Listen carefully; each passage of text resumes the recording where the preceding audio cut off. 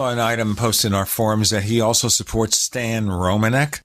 But the key is here, because somebody has wacky viewpoints, doesn't make them a bad person. And even then, you can't agree 100% with everyone, and we all hold viewpoints that may, in some respects, be wacky to other people. I mean, just talking favorably about UFOs is wacky to some people. So the point is here, I don't hate Grant Cameron at all. I talked about what he had to say, not about who he is. Because I've seen no evidence he isn't anything but a good person. And I'll assume that. And I'll assume that if I see him anywhere at a UFO convention or something, I'll shake his hand, take him out for a Diet Coke or something because I don't drink beer, or buy him a beer if that's what he wants.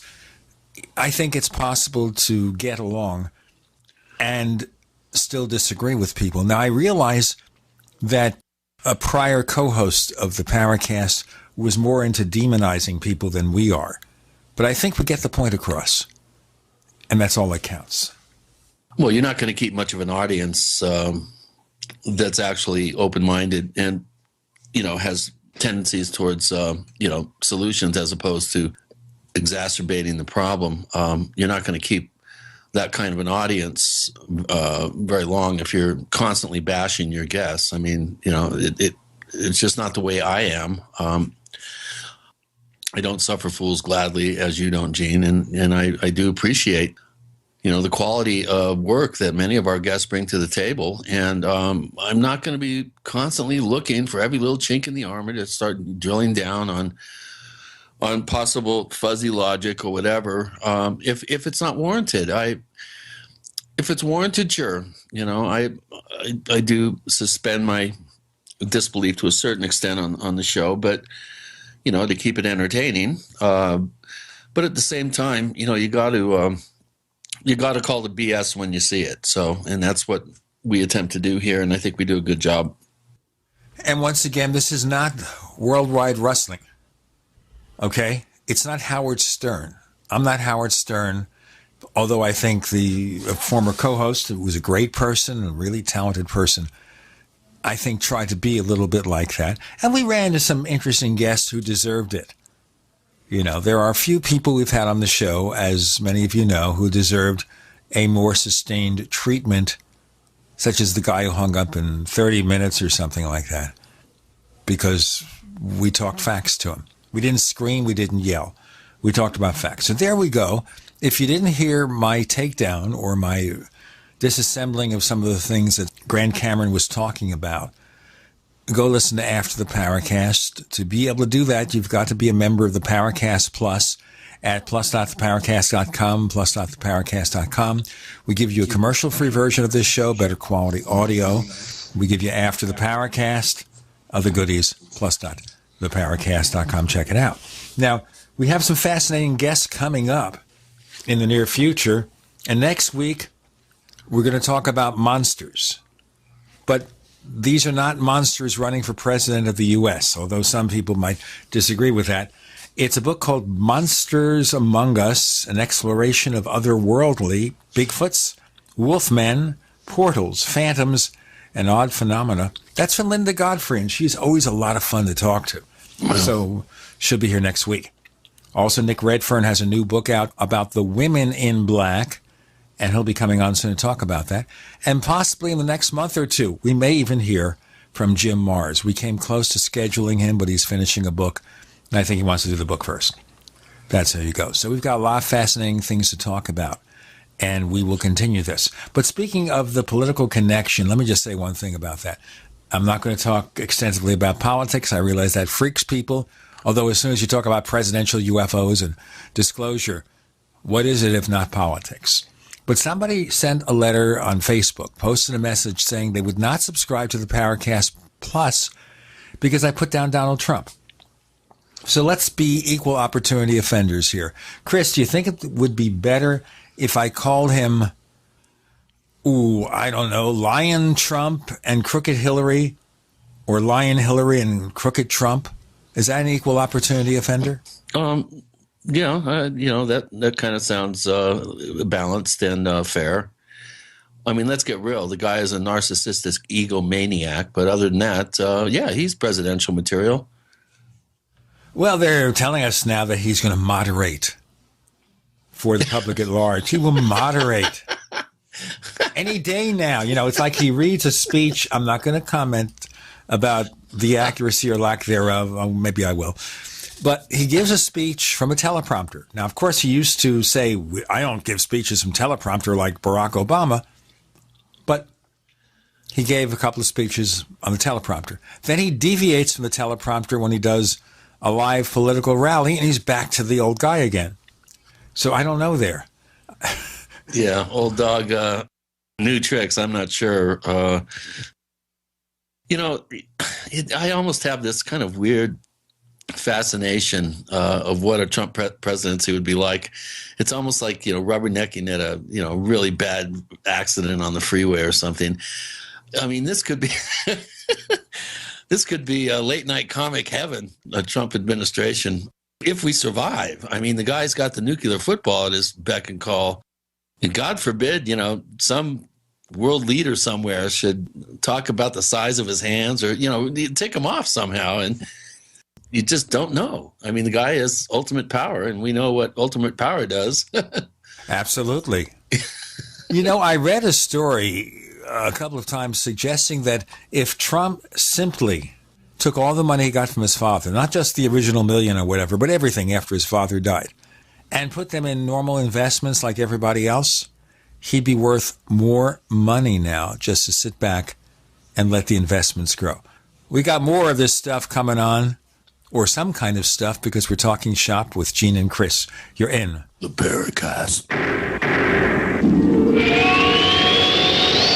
The award-winning Graphic Converter 10, the universal genius for photo editing apps on your Mac. Join over 1.5 million loyal users for the Swiss Army Knife app. It gives you all the features that you expect, and most important, it's easy to use. You can get it for just $39.95 from www.lemkesoft.com. That's www.lemkesoft.com. Do you need a website? Well, you can get a great deal on hosting services with Namecheap's legendary coupon code. They're offering substantial hosting discounts on shared hosting, business hosting, VPS hosting, reseller hosting, and even dedicated servers. Namecheap is preferred by millions. It's backed by a money-back guarantee. Use the coupon code LEGENDARY to cash in on the special deal at Namecheap.com, Namecheap.com. Paid non-attorney spokesperson. Injury Help Desk is responsible for this advertisement. Principal office, Las Vegas, Nevada. This ad is not legal advice, and the choice of a lawyer should not be based solely upon advertisement. Services may not be available in all states. Attention prescription antibiotic drug users. Have you or a loved one suffered an aortic dissection, aortic aneurysm, or abdominal aortic aneurysm after taking the prescription antibiotic drugs Levaquin or Avelox? These popular antibiotic drugs have been prescribed more than 80 million times since 2004, and medical studies show an increased risk of the following injuries: aortic dissection, aortic aneurysm, and abdominal aortic aneurysm. If you or a loved one used the prescription antibiotic drugs Levaquin or Avelox and suffered from aortic dissection, aortic aneurysm, or abdominal aortic aneurysm, you may be entitled to substantial financial compensation. Act now. Time is limited to file a claim. You may be entitled to substantial financial compensation. For a free consultation and free information, call Injury Help Desk at 800-823-3851, 800-823-3851, 800-823-3851. Looking for that edge during those intimate moments? We see many ads for enhancement, but the side effects include death. At GCN Team, we should change the Healthy Body, Brain, and Heart Pack to the Healthy Libido Pack. The brain and heart are not the only organs that require a healthy vascular system. For proper blood flow at the right moment, go to GCNteam.com or call 877-878-4203. That's 877-878-4203. That's 877-878-4203.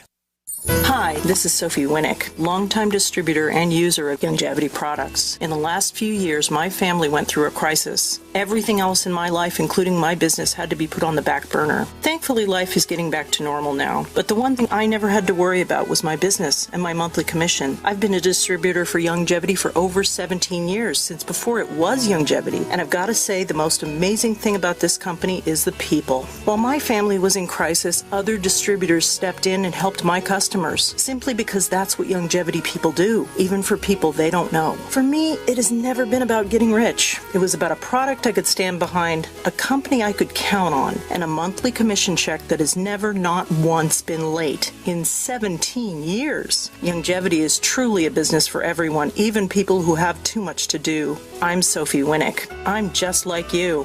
I have a real life, real ups and downs, but I know I will always have Youngevity. This is Dan Pilla. Do you owe the IRS money you can't pay? Are tax debts crippling you? I've defended people from the IRS for over 30 years. I've helped thousands, and I can help you too.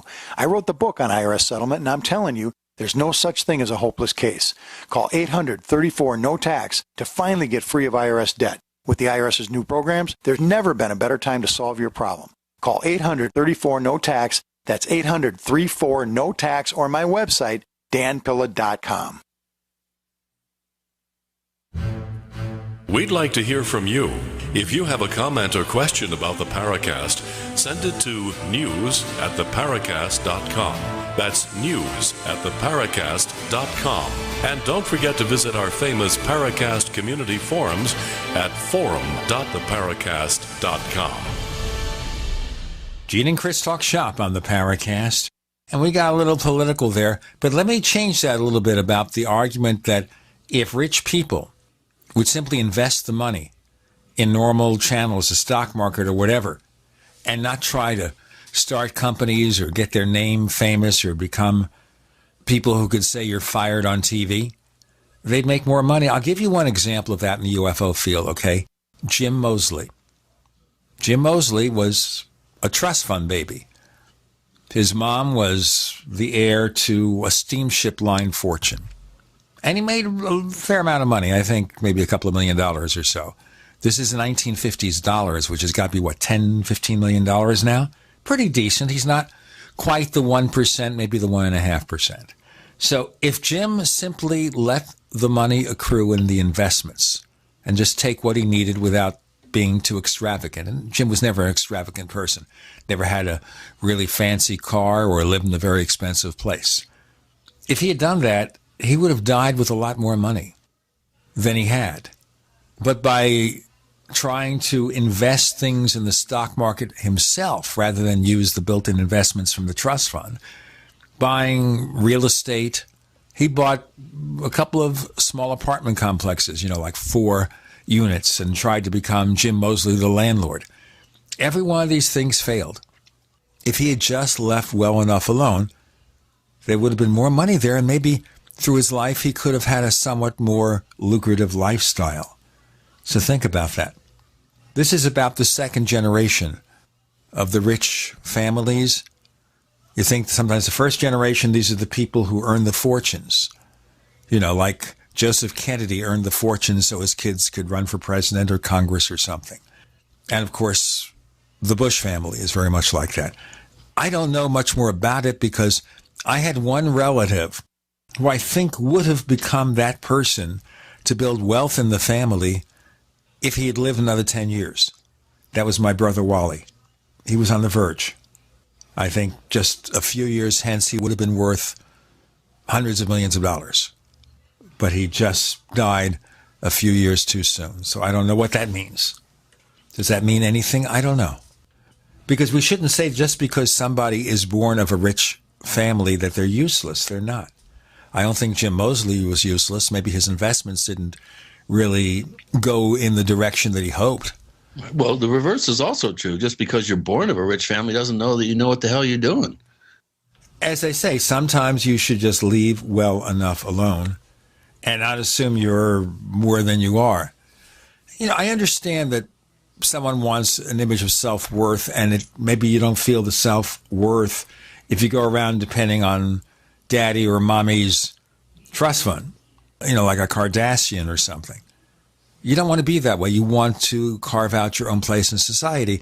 And I think that's what the Kennedy family has done traditionally, to use the fact of their wealth to put them in a place where they don't need to earn a lot of money, and they could run for political offices and do what they consider good things, I hope. Does that make sense to anybody? I don't know. As I said, the closest we had in the family to being very wealthy was my brother, who died a few years too early. Any rich people in the O'Brien family or in your birth parents' family? Yes, actually. You missed out. Well, I got written out, actually. I was part of the original trust, my adopted parents, but after my mother's very suspicious death and my father marrying their best friend in less than 6 months, somehow the trust was totally rewritten, and my brother and I were written out of it. And the O'Briens were worth a lot of money, shall we say.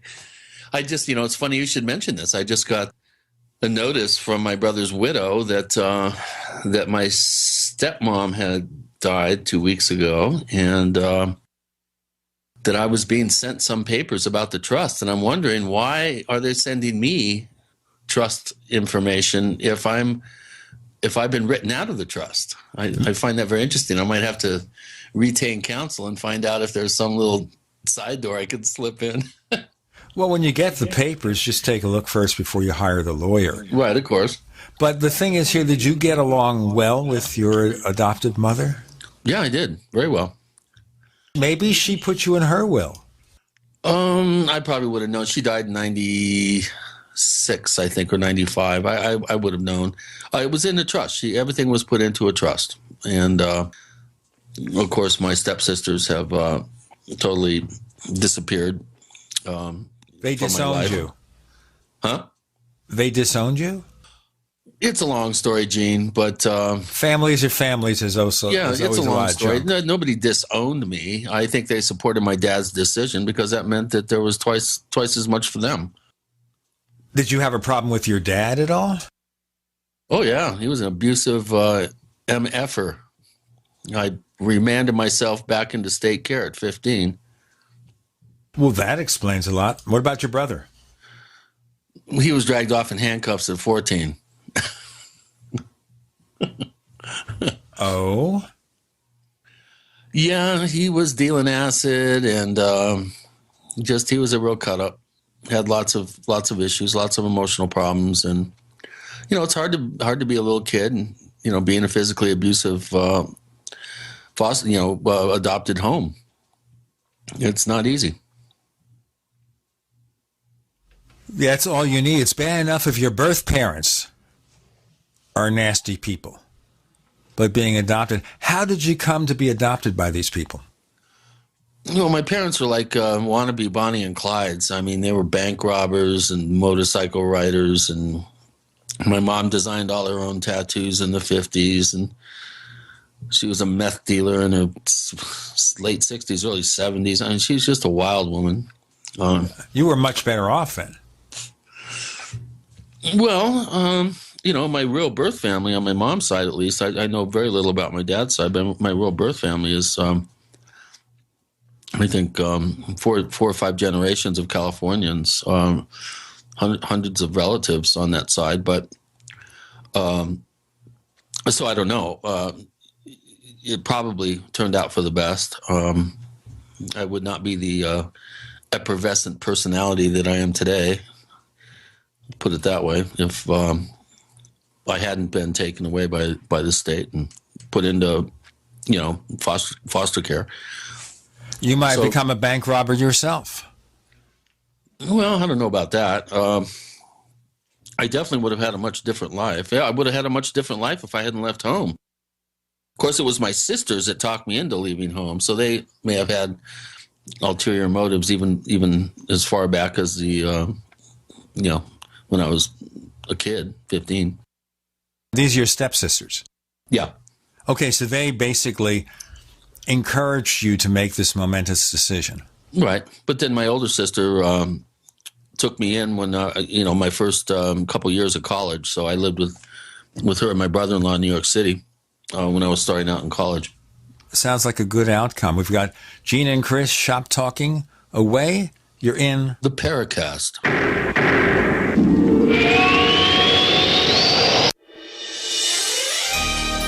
Thank you for listening to GCN. Be sure to visit GCNlive.com today.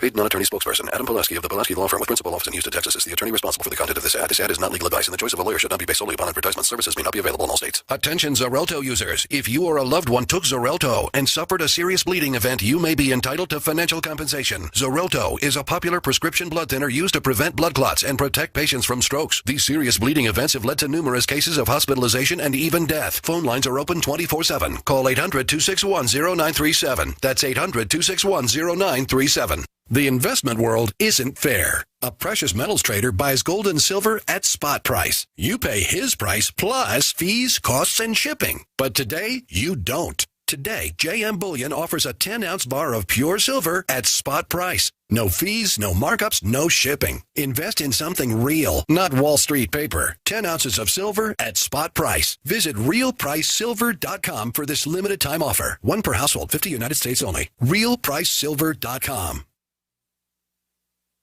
Hi, Peter Vaccaro for ParanormalDate.com. Are you looking for love in all the wrong places? Now you have a chance to change that by signing up for free at ParanormalDate.com.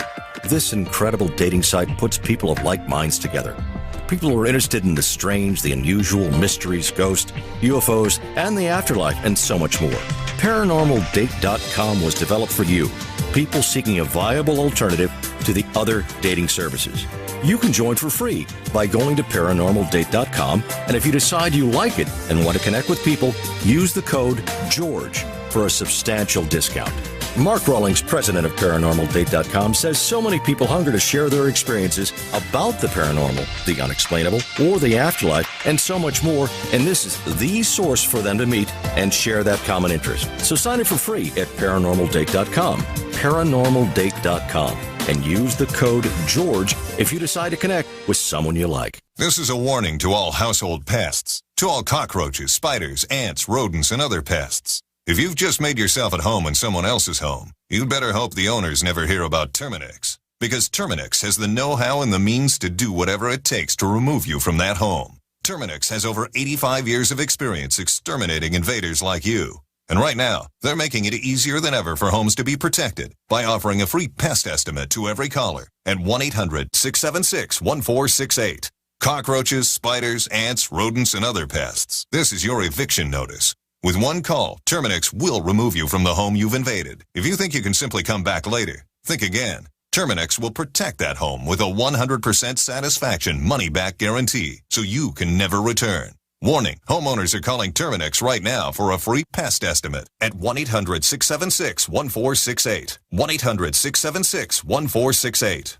Limitations apply. See plan for details. Are you tired of commuting to a job that makes someone else rich? Working harder than ever, but getting nowhere? Do you hate spending hundreds of dollars every week on daycare? Having someone else raise your children? With our opportunities, you can start earning money as soon as next week. You get to be the boss, work from home, and live a happier life. At Be the Boss Network, you'll find hundreds of work-from-home opportunities that you can literally start today and be earning money as soon as next week. Go to freedom106.com and start earning money as soon as next week. You get to be the boss. Get out of the rat race. Work from home. Go to freedom106.com right now and change your life today. That's freedom, the number 106.com. Go to freedom106.com and start earning money as soon as next week. You be the boss. Go to freedom106.com.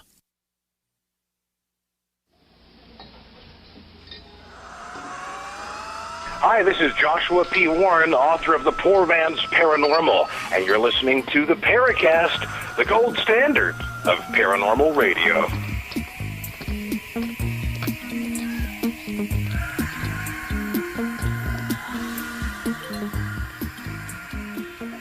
So there you go. Chris has certainly an interesting background, probably make a biography somewhere. My background was much, much more conventional. I had a traditional Jewish family. My father was Ralph Cramden, in a sense. He was a bus driver, although he later on, because he was a bright guy, he took various tests and became an executive in the New York City transit system. My mother stayed at home most of the time, but as we got older, she decided to go outside the home, and she had experiences as a receptionist and typist and clerical work. In fact, that's how I learned how to type, by the way. My mother was a typist, and I said, how do I do that? And she said, this way. And then she got me a typewriter. And I don't know what that meant, but somehow it took me to all these highways and byways. But as I said, fairly conventional upbringing from a traditional middle-class Jewish family in Brooklyn, New York, growing up in the 50s and 60s. At the age of 21, I left home. I said, I will leave at 21. And I did, and I got a job in radio, like a week thereafter. And here I am. What does that mean? I have no idea. Oh, well, life marches on, dude. Well, yeah, at my age, it doesn't march on for very much longer, but there we are. I got a letter the other day, Chris, to move into other subjects in our life histories and bore people to death. Got a letter the other day remarking on your greater acceptance of the possibility that cattle mutilations might have an ET origin, as if this is a big change. But you never dismissed the idea of something strange and unusual about them, did you? No. Again, I, as I've said so many times on the show and in my books and everything, that I really attempt to be open-minded and objective and allow myself to be pulled in the direction that the data or the evidence is suggesting. And, the more I mull the whole subject over and the UFO subject, cryptozoology, all these subjects together, I get pulled one way or another way slightly, not much. I'm pretty set in stone, I think, in most of my opinions and conclusions. But it's the evidence. It's the data that helps me move in a particular direction or draw particular conclusions. I've never said it was anything else. Somebody pointed out that helicopters are extremely well maintained, and it's pretty rare for helicopters to actually crash.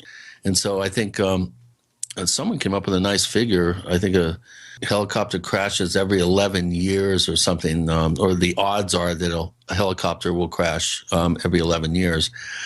I need to do a little bit more, I think, data mining to come up with a little bit more, I think, of I don't know how to put this, but if no helicopters ever crashed that we know of during some sort of cattle mutilation operation, going with the hypothetical that the government is somehow involved in at least a sizable percentage of these cases, which I still do firmly believe.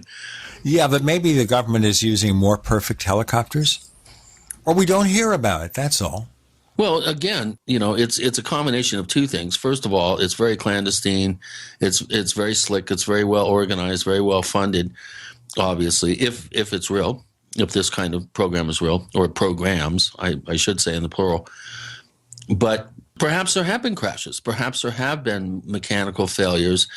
But because of the nature of the particular case, it was done out of sight and out of view of the ranching house or any sort of witnesses. And they were able to go to some sort of go-to plan effectively.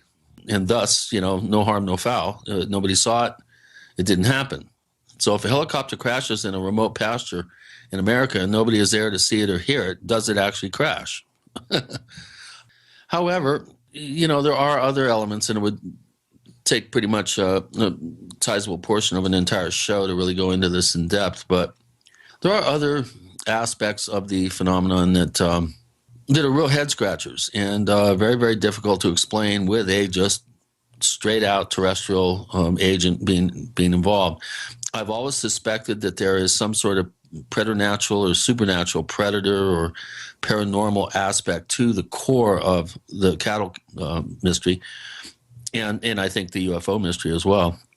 But whether you can't use that particular intuitive hit about a small percentage of cases as a big broad brush to then attempt to explain all the other cases with that particular explanation. It doesn't wash. There's way too many cases that seem, mundane in nature, high strange in the fact that the animal is killed and disfigured, but the subsequent activity that occurs at the site could be very easily explained by humans. So, I think, again, as I've always said, I think there's multiple groups with multiple agendas, piggybacking their agendas on other agendas, actually doing red herring cases to possibly even implicate other agendas, or at the very least throw investigators and law enforcement off track. So I am attempting to be as open-minded as possible. And if I've been drawn back towards a possible ET scenario by 1 degree,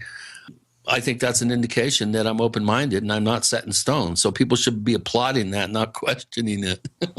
The issue is more not that you have any particular point of view or you gravitate towards one or the other. It is that you're not saying this is the final answer, this is it. I'll go across on lecture tours and tell you how I discovered the truth. Because if he did, Chris would be rolling in money now.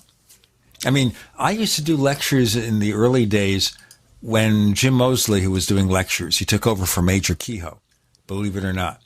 And he handed me the occasional assignment. When I was going around the country doing lectures, I didn't do, I think, as well as I could have done. And the reason I didn't is because I was not willing to lie and say, yeah, well, we have proof it's spaceships. We have proof it's time travelers. We have proof whatever. I wouldn't do that. I just would give the most compelling sightings and say we need to investigate it. Kind of a really, really conservative point of view. But they didn't want that. They wanted the Reader's Digest answer. Is E.T. here? They needed that. And therefore, I'm not doing that kind of lecture. They wanted to talk about cosmic Watergates, like, of course, Stanton Friedman does. Not that Stanton Friedman isn't a serious guy, a scientist, well-educated, and he believes what he says. He thinks his evidence is compelling. I'm not saying that. Although maybe as he gets older, he relies more on what worked for him rather than rethinking what he believes. You see where I'm getting at? I'm telling you why I can't be a successful lecturer. But Chris couldn't either for the same reason. He does a great show, a great presentation, but he's not going to come out and say, here's the evidence, that's it. Not going to do that. Just to let you know here, we communicate with Skype for these radio shows, like lots of people do. Earlier in the show, we had the white noise that you don't hear. This time, Chris was trying to talk, and nobody could hear him. It's nothing personal. I want to tell you that. Anyway, moving right along. When I lecture, I don't get up there and say, I figured it out. My opinion is omnipotent. If anybody who doesn't believe what I say, not only are they wrong, but they're, part of the problem. They're at best muddying the waters, quote unquote. At worst, they're some sort of CIA operative who's a disinformation agent. I've been accused online of being both, which I find extremely amusing. There's a video interview I did with Anthony Della Florio while I was at the Norio Hayakawa in the 2009 Dulce get-together for the locals. And, it's got, 20-something thousand views. And just reading through some of the comments at one point a few years ago. We're going to talk about those comments and more in our next segment with Gene and Chris. You're in Paracast.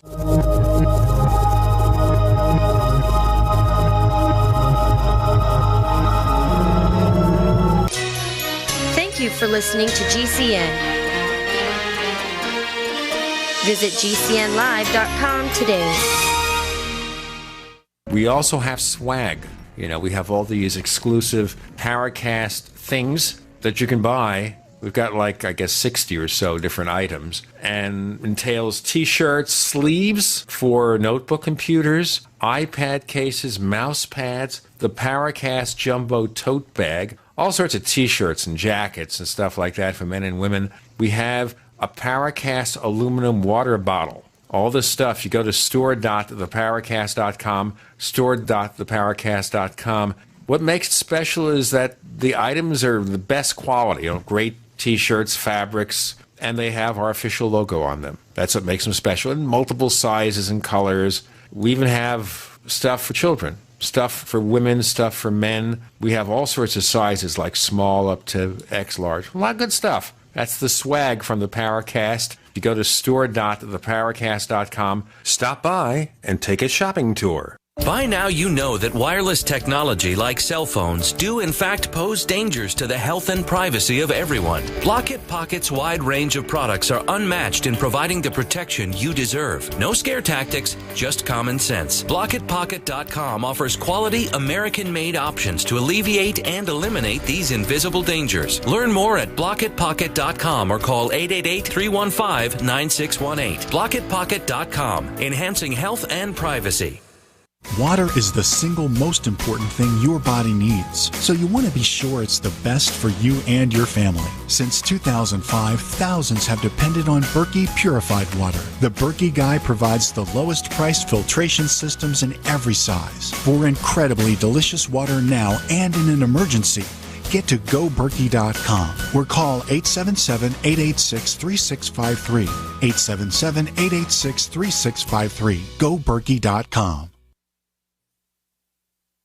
The investment world isn't fair. A precious metals trader buys gold and silver at spot price. You pay his price plus fees, costs, and shipping. But today, you don't. Today, JM Bullion offers a 10-ounce bar of pure silver at spot price. No fees, no markups, no shipping. Invest in something real, not Wall Street paper. 10 ounces of silver at spot price. Visit realpricesilver.com for this limited time offer. One per household, 50 United States only. realpricesilver.com. Dangerous blood clot device alert. If you or a loved one had an IVC filter placed to prevent blood clots from traveling to your heart or lungs and suffered an injury, you may be entitled to substantial financial compensation. The FDA warns that IVC filters may cause serious complications, such as heart or lung damage, internal bleeding, and even death. These dangerous blood clot devices can break, and the metal fragments can travel to your heart or lungs, causing serious injuries. If you or a loved one suffered organ damage or other injuries from an IVC filter, you may be entitled to substantial financial compensation. Act now. Time is limited to file a claim. For a free consultation and free information, call Injury Help Desk at 800-478-1507. 800-478-1507. 800-478-1507. This is an advertisement. Paid non-attorney spokesperson. InjuryHelpDesk.com is responsible for this advertisement. Principal office, Las Vegas, Nevada.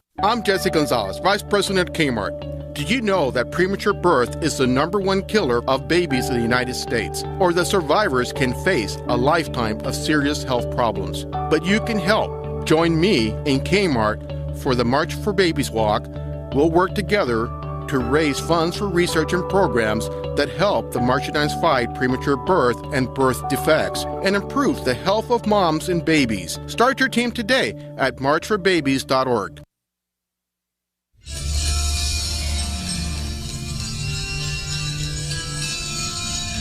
Hi, this is Bryce Abel. I'm the producer of Dark Skies, the co-author of AD After Disclosure, and you are listening to the Paracast, the gold standard of paranormal radio.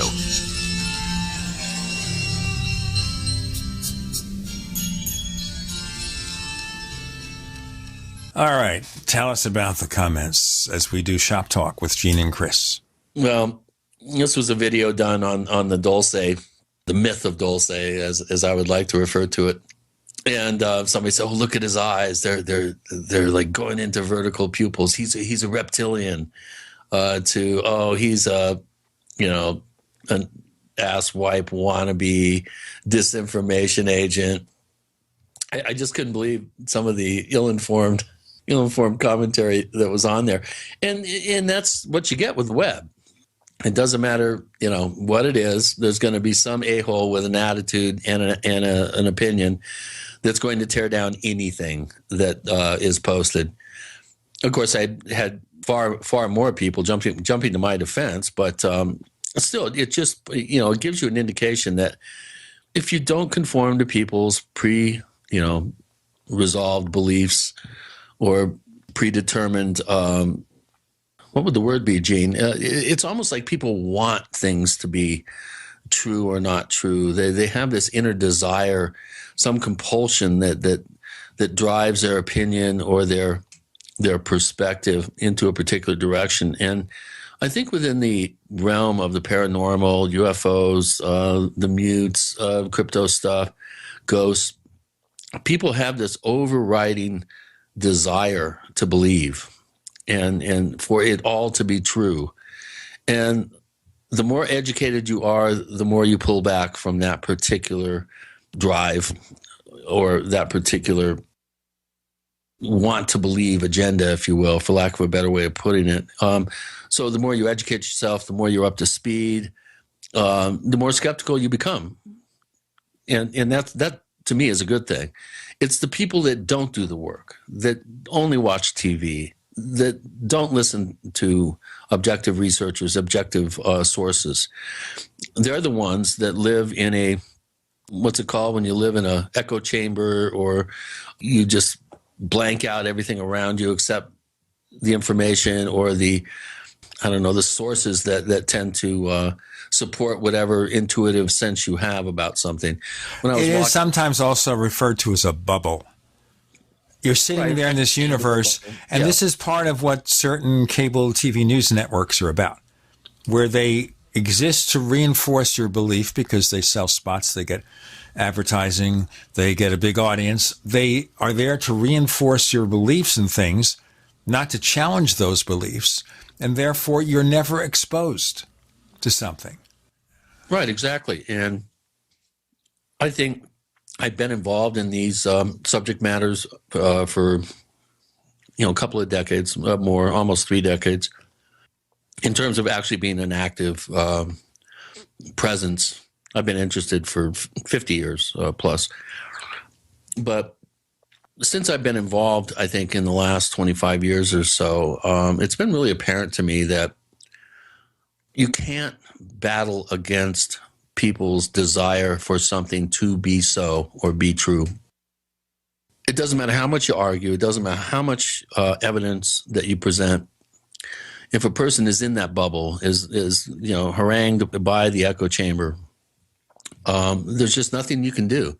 I mean, it's almost like a pandemic. I mean, you look at someone suffering from some disease, and they're past the point of saving. And so I really don't waste time in conversations with people whose minds obviously have been made up for a long time, and there's just no way in hell, there's no possibility of changing that mind.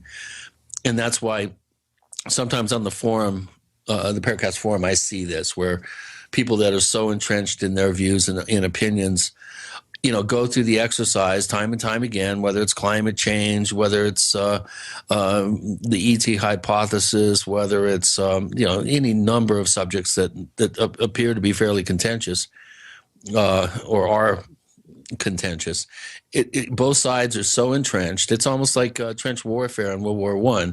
The only thing you can do is lob artillery shells and hope they hit something. You're not going to change people's minds in this realm. The only thing that can do that, I think, is facts.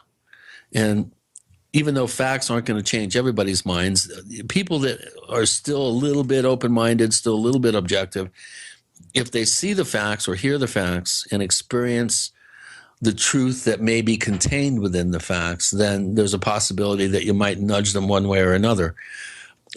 So, getting back to your whole comment about me lecturing, I go out there and lecture. I've been told so many times that I blew people's minds just with facts.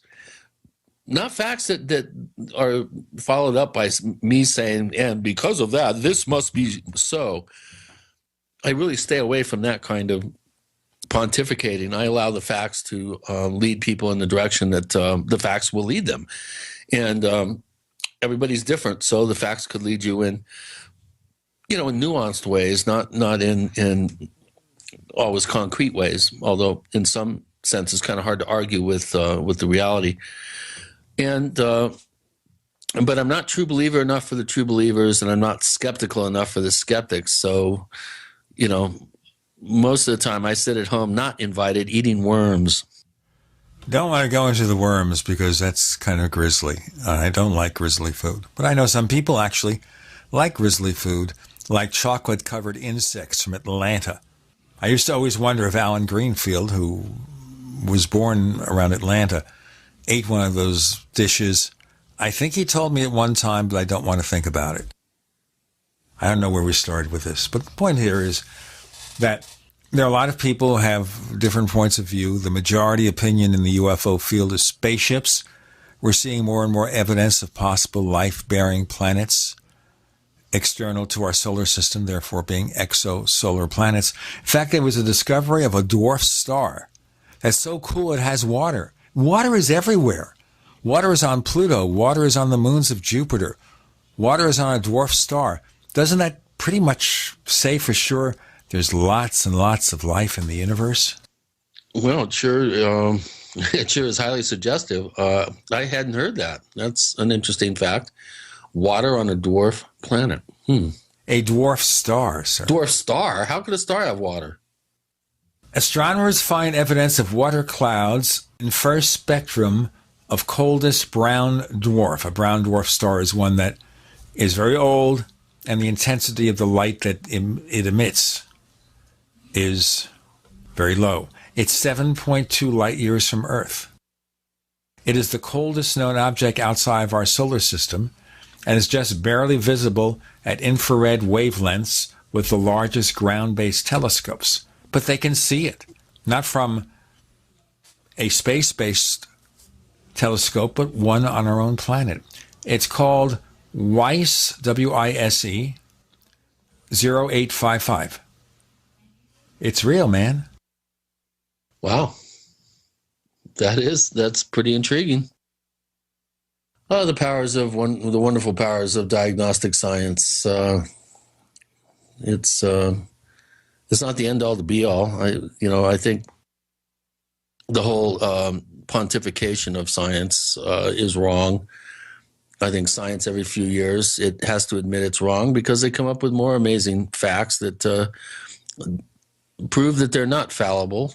You mean the Earth isn't flat? No.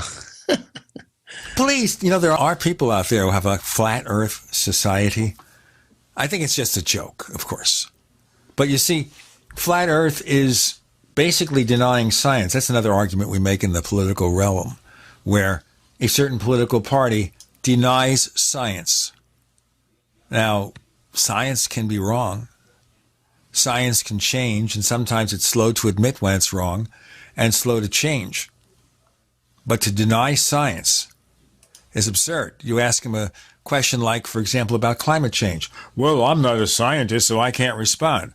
All right. So what about, do babies that are aborted feel pain? I'm not a scientist. You get my point here. I mean, at the end of the day, we're doing the best we can. And when we discuss all these subjects on the Paracast, we are exploring the frontiers of science. That which science has damned, as Charles Fort once said. We're proto-scientists. Proto-scientists. All right. All right. I'll call it that. I don't claim to be a scientist. I'm a talk show host, folks. We're talking shop this week with Gene Steinberg, with Chris O'Brien. It means you're in the Paracast.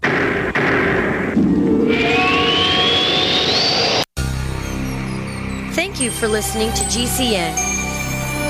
Visit GCNlive.com today. Attack of the Rockoids has been well received by critics and readers alike. It's a thrill-a-minute story you'll never forget. A former U.S. military intelligence officer is haunted by intense dreams about a beautiful woman pleading for his help after a terrible battle in outer space. But the dreams turn out to be true and thrust him into a telepathic love affair with a woman whose faraway planet is intent on destroying the Earth.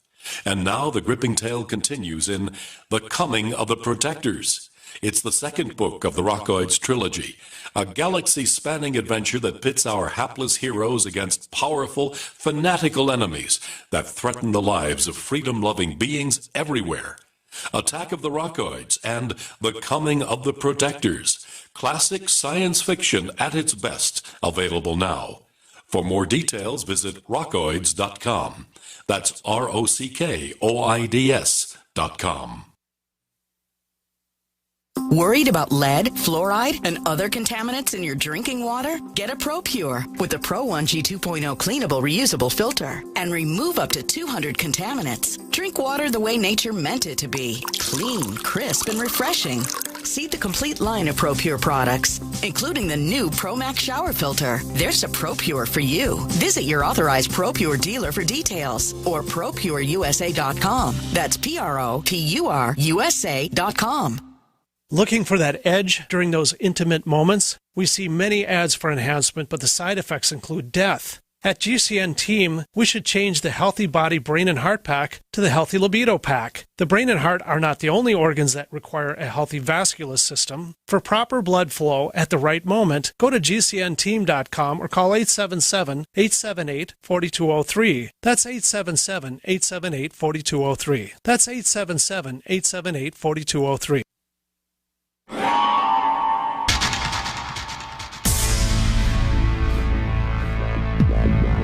Welcome back to the Paracast, the gold standard of paranormal radio.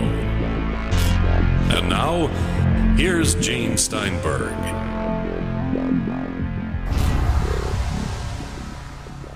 As we were talking, my mind wandered to the appearance a few months back of Whitley Strieber. Now, you know, Whitley Strieber's most recent book is called Alien Hunter, not the one on abductions, but his recent fiction book, Alien Hunter. And there's a TV series based on that book called Hunters. Just finished its first season on Sci-Fi. Did you get a chance to see it, Chris? I don't have broadcast television. Well, you can basically subscribe to Sling TV, which is streaming, and catch it that way or something. Yeah, I'm not really into, most of these kind of serial shows. I watched Boardwalk Empire. I thought that was fairly well done. Of course, I was a big Breaking Bad fan. I've seen, I think, the first 3 or 4 seasons of Game of Thrones. But for the most part, no, I don't really watch all that stuff. I've never seen a single CSI, never saw a single Cosby Show, never saw, all those really super popular shows.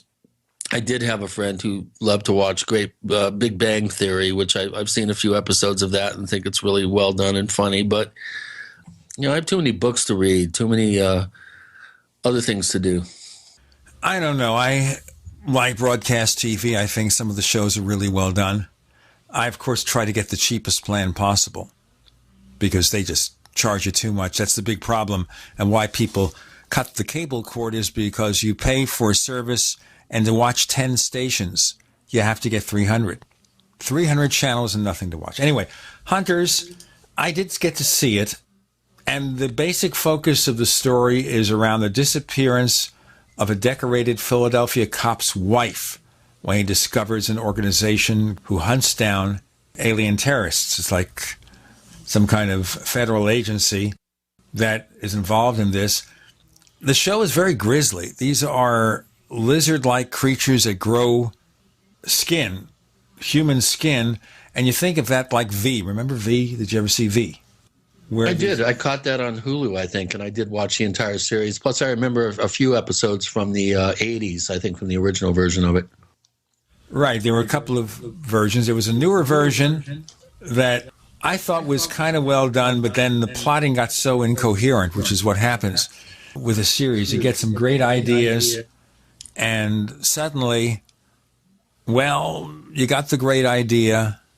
They cannot sustain it after the first year. Well, what was her name? Marina Baccarin or something? Marina Baccarin, yes. She's pretty hot. Very attractive lady. Her daughter was played by Laura Vandervoort. Remember her also? She played on the Smallville TV series as Supergirl before the current Supergirl, and she was on a series involving the only female werewolf in the world in a show called Bitten, which was on for 2 seasons before being canceled. And then more recently, she played this brainiac villain on Supergirl, which is like a computerized being with blue skin, kind of like the blue skin in X-Men, okay? Remember the lady with the blue skin? You're frightening me, Gene. You know way too much about all this stuff. It's useless knowledge, though. As much as I enjoy television and sci-fi films, I suppose it is useless knowledge. In any case, just to evaluate the show, loosely based on a novel from Whitley Strieber, I thought it was okay, a little grisly at times, didn't make a whole lot of sense, which is true with a lot of these shows. We're really not sure why the aliens are here, and they seem to have different factions, and they seem to want to leave this planet, but it is shown when they want to leave this planet, they'll use a craft that could set off a nuclear explosion and destroy a whole continent or something. I mean, does that make sense to you? I thought Alien Hunters was Daryl Sims, Mike Barra, Maureen Ellsbury, and what's his name, John Ronson or somebody from England, running around making fools of themselves. Wasn't that Alien Hunters? I don't recall, but there is an Alien Hunters book that is science fiction from Whitley Strieber. It only lasted about 6 episodes. I think it was so bad they couldn't even get a full season out of it. Well, there you go. Let me look at the reception to the show, okay? The show has been universally panned by critics. Brian Lowry from Variety called the pilot utterly generic, conceptually cynical, and instantly forgettable. Hunters had a 0 rating by critics and 55% by audience on Rotten Tomatoes. Oh, that's pretty bad. That is bad. I mean, getting a 0 by critics. I mean, sometimes a movie really panned is like 25 or 30%. 0. Yeah, that's real bad. I mean, and then also the fact that only a small majority of the audience likes it. I don't think we're going to see a second season. It doesn't sound like it. Yeah. Oh, okay. I just answered my own question. Sci-Fi announced Hunter's cancellation on July 8th before the final and 13th episode was aired.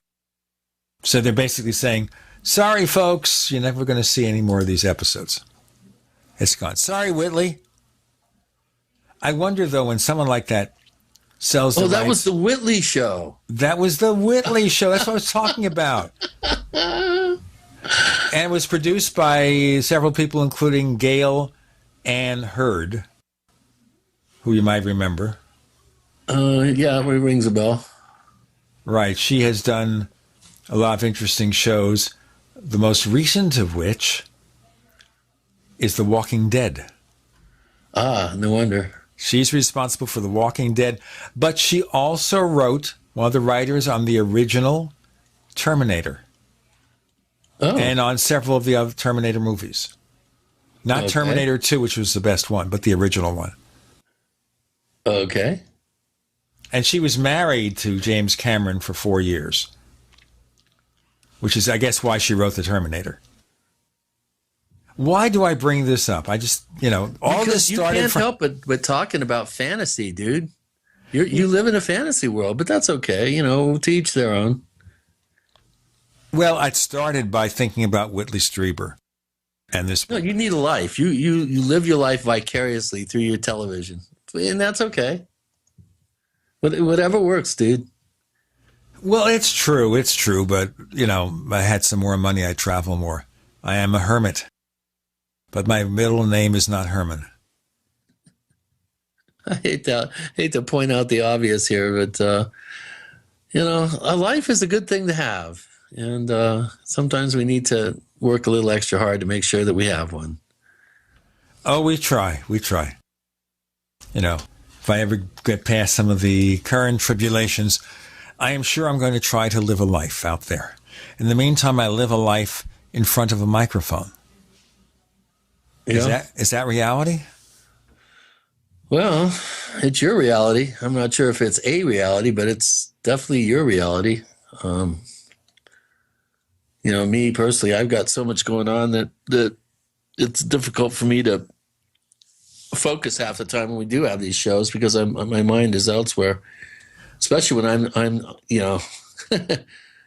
doing a show like this where I got to talk a lot. Yeah, I guess you like to listen. You prefer to listen.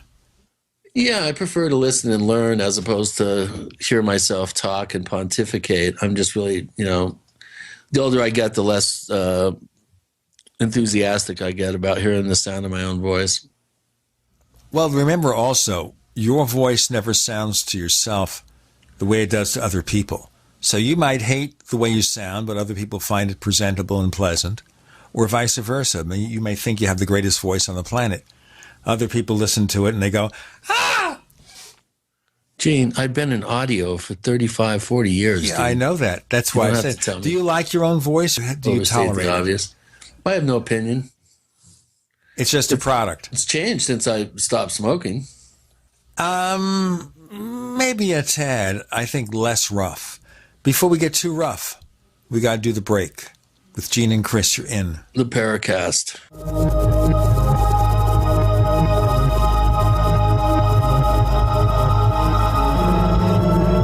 The award-winning Graphic Converter 10, the universal genius for photo editing apps on your Mac. Join over 1.5 million loyal users for the Swiss Army Knife app. It gives you all the features that you expect, and most important, it's easy to use. You can get it for just $39.95 from www.lemkesoft.com. That's www.lemkesoft.com. Do you need a website? Well, you can get a great deal on hosting services with Namecheap's legendary coupon code. They're offering substantial hosting discounts on shared hosting, business hosting, VPS hosting, reseller hosting, and even dedicated servers. Namecheap is preferred by millions. It's backed by a money-back guarantee. Use the coupon code LEGENDARY to cash in on the special deal at Namecheap.com, Namecheap.com. Paid non-attorney spokesperson. Injury Help Desk is responsible for this advertisement. Principal office, Las Vegas, Nevada. This ad is not legal advice, and the choice of a lawyer should not be based solely upon advertisement. Services may not be available in all states. Attention prescription antibiotic drug users. Have you or a loved one suffered an aortic dissection, aortic aneurysm, or abdominal aortic aneurysm after taking the prescription antibiotic drugs Levaquin or Avelox? These popular antibiotic drugs have been prescribed more than 80 million times since 2004, and medical studies show an increased risk of the following injuries: aortic dissection, aortic aneurysm, and abdominal aortic aneurysm. If you or a loved one used the prescription antibiotic drugs Levaquin or Avelox and suffered from aortic dissection, aortic aneurysm, or abdominal aortic aneurysm, you may be entitled to substantial financial compensation. Act now. Time is limited to file a claim. You may be entitled to substantial financial compensation. For a free consultation and free information, call Injury Help Desk at 800-823-3851. 800-823-3851. 800-823-3851.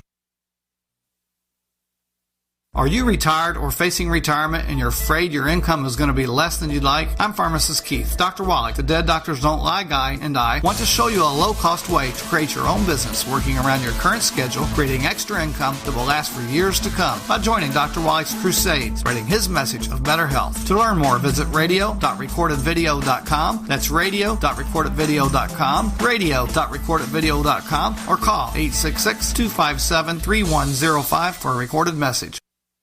This is a healthcare alert from the Pain Relief Hotline. If you, a family member, or a loved one suffers from knee, back, shoulder, or ankle pain and have Medicare as your primary insurance, we've got great news. You don't have to suffer any longer. You can immediately qualify for a pain-relieving brace at little or no cost to you by calling our 24/7 Pain Relief Hotline at 866-389-0620. Delivery is free and all paperwork is handled for you. If you are on Medicare and have knee, back, shoulder, or ankle pain, don't wait. You can qualify to immediately receive a pain-relieving brace at little or no cost by calling our 24/7 Pain Hotline now at 866-389-0620. Our representatives are standing by 24/7 to take your call and rush you your pain-relieving brace at little or no cost to you. Shipping is free and all paperwork is handled for you. Just call 866-389-0620. That's 866-389-0620. Again, 866-389-0620. As a doctor, I see patients every day who are losing their vision to age-related macular degeneration, also known as AMD. If you have blurry vision or blind spots, they can be symptoms of AMD, and if untreated, could lead to blindness. The good news, AMD can be managed with effective clinically approved treatments that may reverse some vision loss. For free AMD information, contact the Foundation Fighting Blindness at 1-800-BLINDNESS. That's 1-800-BLINDNESS. There is a cure in sight. We'd like to hear from you. If you have a comment or question about the Paracast, send it to news@theparacast.com. That's news@theparacast.com. And don't forget to visit our famous Paracast community forums at forum.theparacast.com. Talking shop, folks, focusing on everything from real life to science fiction and somewhere in between. Did you see, by the way, and I'll mention it briefly if you didn't, Facebook, this thread that went up a few days ago that Paula Harris, remember her? Oh, yeah. She'd been on the Paracast a couple of times. I remember we had kind of an argument with her where she was saying that Billy Meyer is, quote, the real deal, and then she tried to deny it on the air, but we had the statement that we kept pushing in her face. Well, she does not like me because I am now the co-host of the Paracast. In fact, I've heard that she doesn't like me at all. Well, you know what? I met her once at one of these international UFO conferences. And I guess we sort of got along okay, I guess. Sort of, kind of. Well, again, one of those people that have gone off the New Age, benevolent space brother, bliss bunny deep end. That's just my opinion. Well, the issue here is more involved or more confusing. So supposedly she wrote a piece for the front page of the MUFON Journal. Did you hear about this? Oh, God. No. This should be interesting. She submitted a cover article for the June 2016 MUFON Journal, which includes a photo caption, and Kurt Collins, or Sentry in our forums, mentions it, points out that she copied this without credit from another Facebook post. And this is the cover of the cover story for the MUFON Journal? I don't know if it was published or not. And I haven't gotten the MUFON Journal in a while, and none of our listeners journalist. Say. She claims that she's a journalist. Well, that's not very journalistic. If worse, she calls herself a UFO photojournalist and investigative reporter. Well, I think an investigative reporter knows something about copyright, something about saying, wait a minute, how about giving us the rights to this photo? Would you want to do that? Maybe the person would. I don't know. That's inexcusable and unforgivable. And the case she was writing about, Alejandro Rojas from Open Minds says the following: I have spoken to the witnesses in this case. Their biggest concern was getting a paycheck. Need I go on? Well, why don't you share that on my Facebook page, and I'll take a look at it. All right, I have it right here. I will share this whole... Yeah, because I want to make some calls up to Boulder and find out what's up with that. All right, I will definitely look at your Facebook. There's your Facebook page. And I will write, check this out. Hear how quiet my keyboard is? And I post the link to the thread. How could I hear how quiet it is? I could only hear how noisy it is. It's not noisy. I have a quiet keyboard. Listen. You hear that? No. You don't hear that? No. I have a quiet keyboard. I have really bad ears, too. Well, that's right. You're a rock and roller. That's the thing. You're a rock and roller. That's why you have bad ears. I worry about Grayson's ears because he attended a lot of different sessions, a lot of different events from rock and roll stars. Eh? Huh? What? You hear what I said there? You talking to me? Richie Blackmore, 73, blew out my right eardrum. 25, by about 70%, maybe 75% hearing loss as a result. And my left ear is, maybe if I'm lucky, 75%. You see? What? You see, if you go to too many of these Oh, don't rock start and roll with Daddy Gene on me already. Why? I'm old enough. I've already worked Daddy. around all this stuff. I can still mix, and know exactly how the EQ is working, even though I have no high end left. I can still mix stereo. It hasn't inhibited me in any way, shape, or form. In fact, if I lay on my left side, which is my good ear, I can really get to sleep because I have a natural noise filter in my right ear, which can't hear very well. So, there's a golden lining. There's a silver cloud to every possible scenario. I prefer to accentuate the positive, not the negative. Too many rock concerts, folks. And you can't hear? No, I can't hear any of that. It's not rock concerts. I was a gigging musician, a rock and roll musician. Well, of course, that's even worse. Like, you were one of those people. Yeah, well, I wasn't in front of the PA, and I had very loud guitar players in a couple bands. What can I do? I don't know, earplugs or something? I did. Didn't work. Yeah, sometimes it didn't.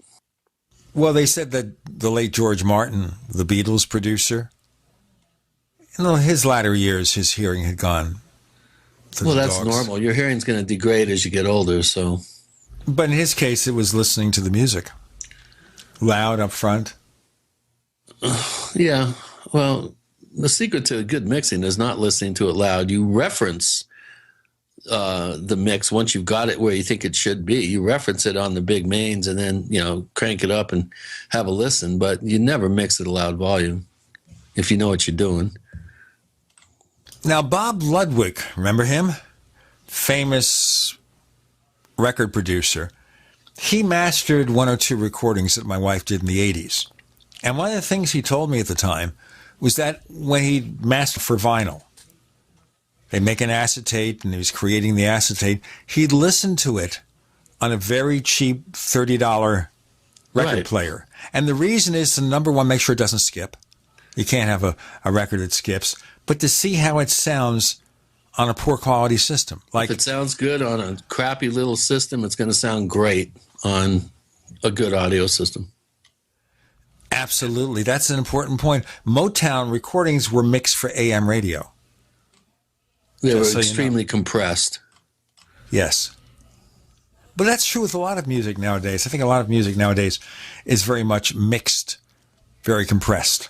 Yeah, especially all the pop stuff. It's ridiculously compressed, as far as I'm concerned. It's also ridiculous. The music doesn't have a chance to breathe. It doesn't have silence is as important as notes, and there is no silence except for some breakdown where then some weird synthesizer, thing comes squawking in. I think they're putting too much in there, but the problem with that I see. Perfect. It's too perfect. You there are have no mistakes in music anymore. There's no more spontaneity. They've taken all the humanness and the wonderful analog sense of music. They've taken it out. It's the heart and soul of music is being torn out. Popular music is so tits on. Everything is perfect.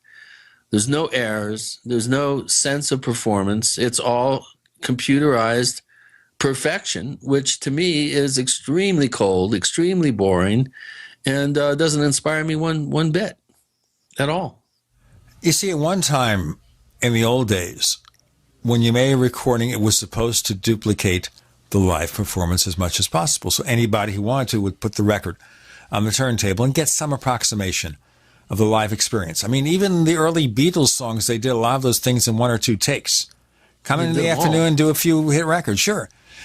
Because they could play as a live band. It was really amazing. A lot can't. But we'll get into the but in a moment because we have Gene and Chris doing Shop Talk. You're in the Paracast.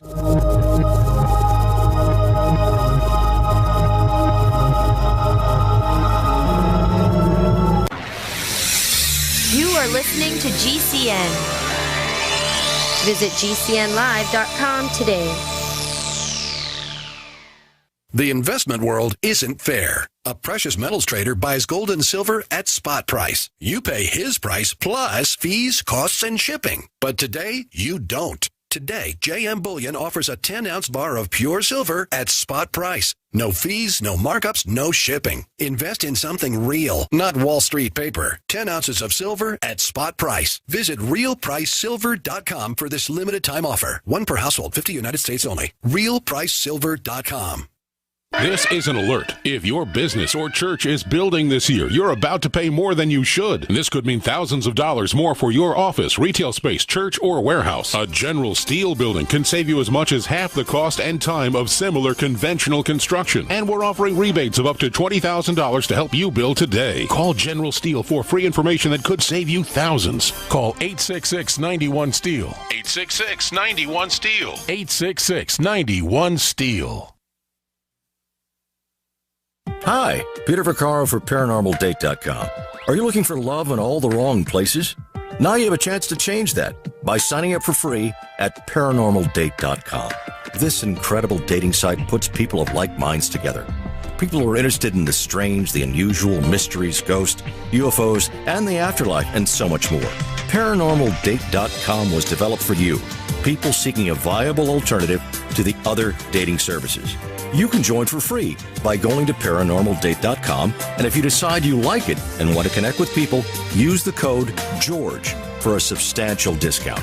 Mark Rawlings, president of ParanormalDate.com, says so many people hunger to share their experiences about the paranormal, the unexplainable, or the afterlife, and so much more, and this is the source for them to meet and share that common interest. So sign up for free at ParanormalDate.com, ParanormalDate.com, and use the code GEORGE if you decide to connect with someone you like. Are you worried about your mom or dad living alone in their house? Hi, I'm Joan London. Listen, I know how difficult it is to find senior care for someone you love. That's why I recommend a free service called A Place for Mom. They are the nation's largest senior living referral service. Call A Place for Mom today. To receive free information on senior living communities in your area, call A Place for Mom at 1-800-704-6182. A Place for Mom offers free one-on-one advice from local advisors and a personalized list of senior living communities you can visit. If you have questions about senior care for your mom or dad, there's a place for answers, A Place for Mom. Call A Place for Mom in the next 10 minutes to get your free ebook on financing senior care as well as free information on senior living communities in your area. Call 1-800-704-6182. That's 1-800-704-6182. Today, how to incorporate your business in just 10 minutes so you won't lose everything if you get sued. Step 1, stop putting it off. If you're not incorporated and someone sues your business tomorrow, it's not just your business at risk. You can lose everything: your home, your car, even your life savings. Step 2, call the following number for a free 10-minute incorporation guide from Incorporate.com. 1-800-941-5257. They don't provide legal or financial advice. They just make incorporating quick and easy. So you can incorporate or form an LLC in just 10 minutes. That number again is 1-800-941-5257. Step 3, congratulate yourself. By taking just 10 minutes to incorporate your business or form an LLC, you protected your home, your car, and your life savings. And that is how you incorporate your business in just 10 minutes. But hurry while they're still giving away these 10-minute incorporation guides for free. Call 1-800-941-5257. That's 1-800-941-5257.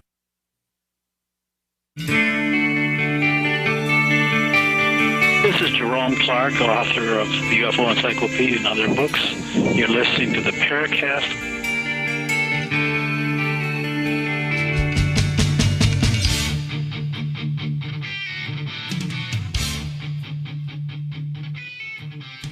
Okay, let me tell you first about the other radio show we do called After the Paracast.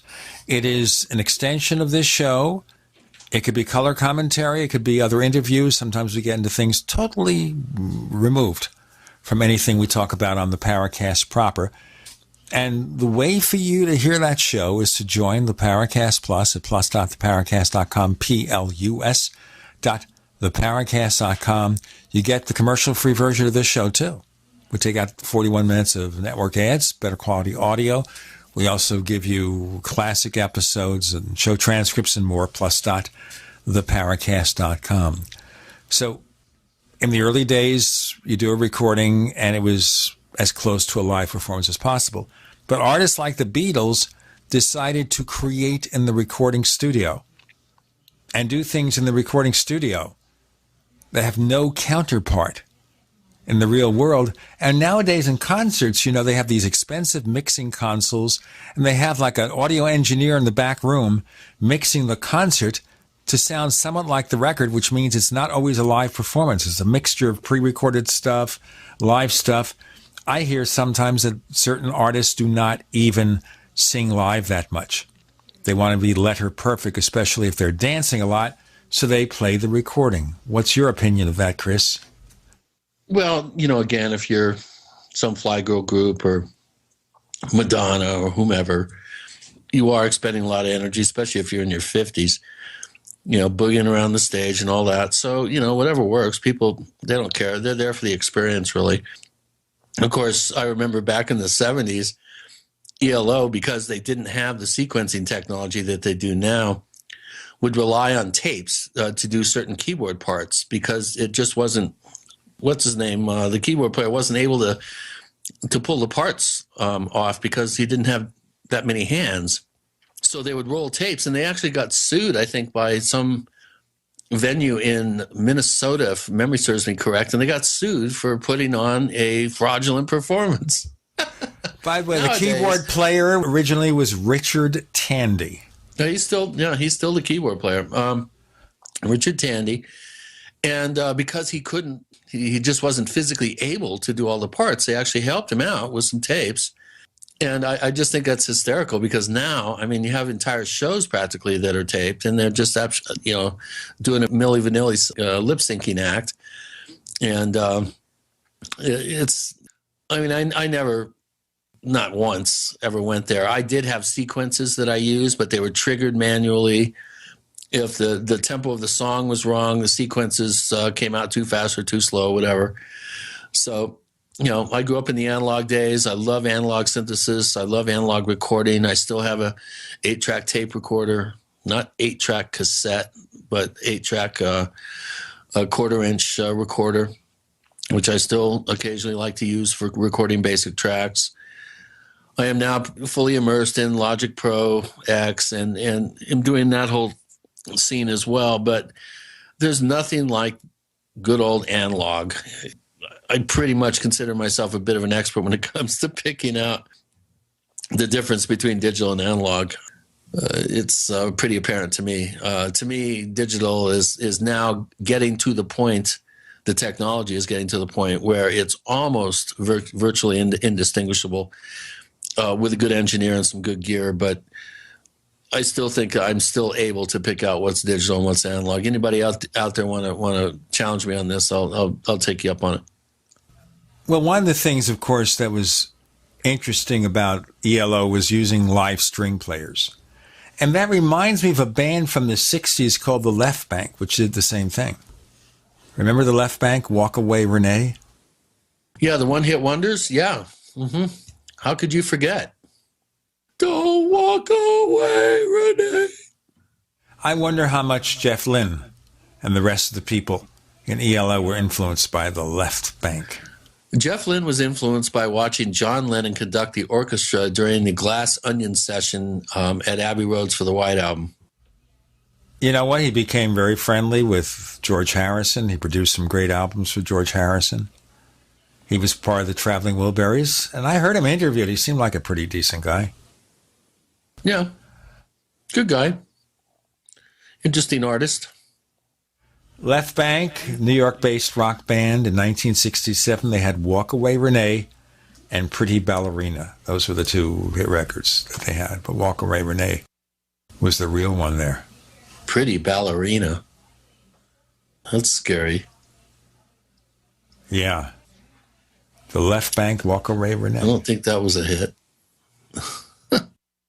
The Left Bank imploded not too long after this big hit, doomed by internal squabbles. You see, that's what's interesting and unfortunate with a lot of these rock bands. And you see this if you see the movie That Thing You Do that Tom Hanks directed and starred in. And it's about a one-hit wonder band called The Wonders, of course. And that's what happens. They have their hit record. They worked hard for it. And then They're ready to record more music, and the band breaks up. They start squabbling. All the pressures get to them. All the things that built up in the years that they were starving. Suddenly, they're famous, and it just falls apart. They can't sustain it. I think that's one reason why you have the one-hit wonder. Sometimes it is just lucky. Sometimes these bands aren't bands at all. They're just studio bands. They get together in the studio, they come up with something, and then suddenly they have to go out and tour. Like Herb Alpert and the Tijuana Brass. You think there was a Tijuana Brass before Herb Alpert did his first popular recording? No, he had to form one. The Box Tops. Remember that? Of course. Well, all those LA recordings were done by the Wrecking Crew. I mean, let's get real. Well, the Box Tops, of course, we're talking about. Well, that's Alex Chilton, actually. Yeah, Alex Memphis. Chilton was like 17 years old or 18 years old. 16, but who's counting? All right, he was 16. He was a teenager when he did The Letter. But they didn't have a band. It was a backup band. And of course, when they went on tour, they had to do that. Later on, he was kind of like a folk singer or something, wasn't he, Alex Chilton? No. Alex Chilton, he started Big Star, one of the best bands that never made it out of the early 70s. They were excellent. And then he went on to, he had a whole punk career as a punk rocker, as a folkie, as a torch singer. I know the folk aspect, but he did a lot of things, and he had kind of an interesting career, but never really made it big other than the Box Tops, as I recall. No, never did. And he lived, to his 50s or something? He died, about 3 or 4 years ago, I think. Almost 60. I just wonder, though, who's more known for The Letter? Probably Joe Cocker. We're showing our years here, dude. Alex Chilton died in New Orleans in 2010. He was born in 1950. That would mean that he was 60 when he died, just shy of his 60th birthday. Right. My age. William Alexander Alex Chilton. Well, him and Chris Bell wrote some great songs on those first two, especially the first Big Star album, and then Chilton kind of wrote more of the material on the second and third albums. But those are really influential albums. They were kind of like R.E.M. before R.E.M., the Replacements before the Replacements. Really good stuff. And we're talking, 71, 72, I think, when they first started getting rolling, or maybe 72 is when they first started getting rolling. But they were on Stax records. They were a white act on Stax. And, of course, Stax went into Chapter 11 and totally dropped the ball. And their first record a lot of people wanted to hear it, but they couldn't get any distribution. Which kind of sucks. Okay. The Letter, written by Wayne Carson. His father performed as Shorty Thompson in a country group called the Tall Timber Trio, and his father suggested the opening lines, "Give me a ticket for an airplane." With Gene and Chris, we're doing Shop Talk. You're in The Letter.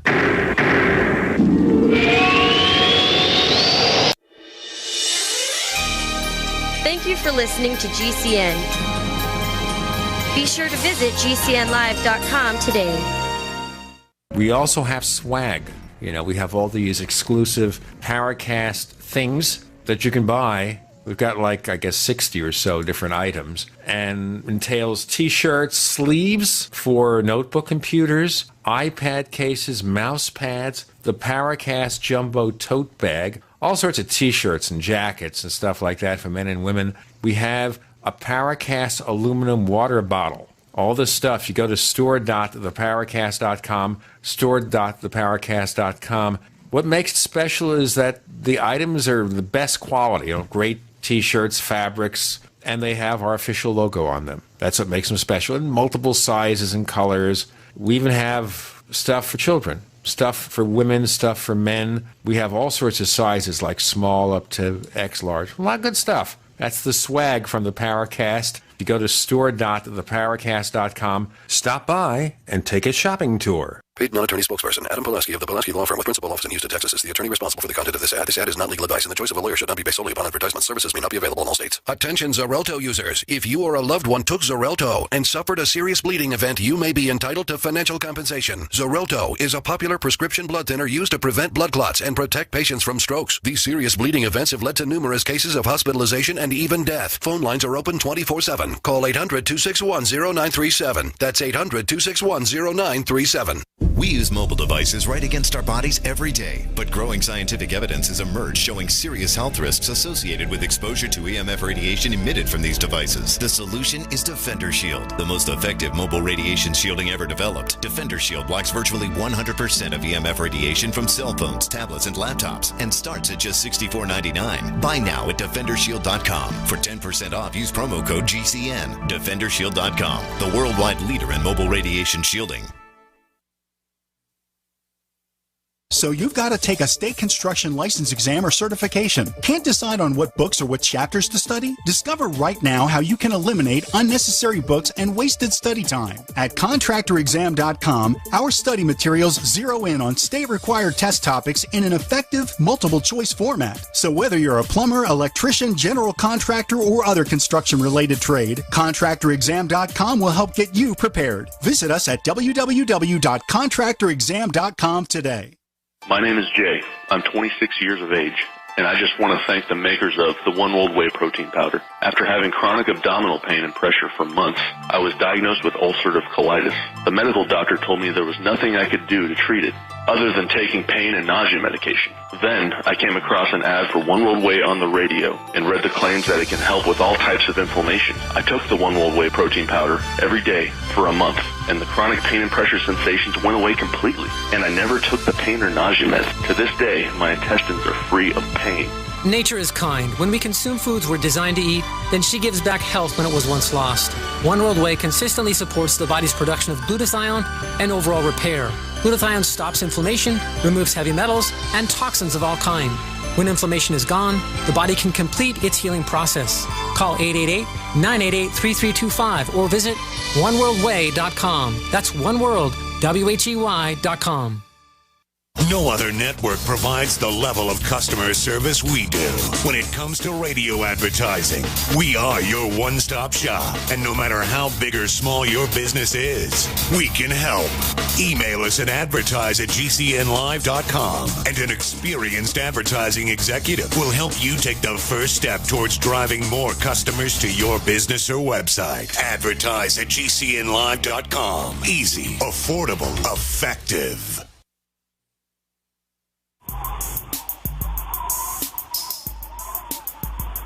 Hey, this is Marie D. Jones, the author of This Book is from the Future, and you are listening to the Paracast, the gold standard of paranormal radio.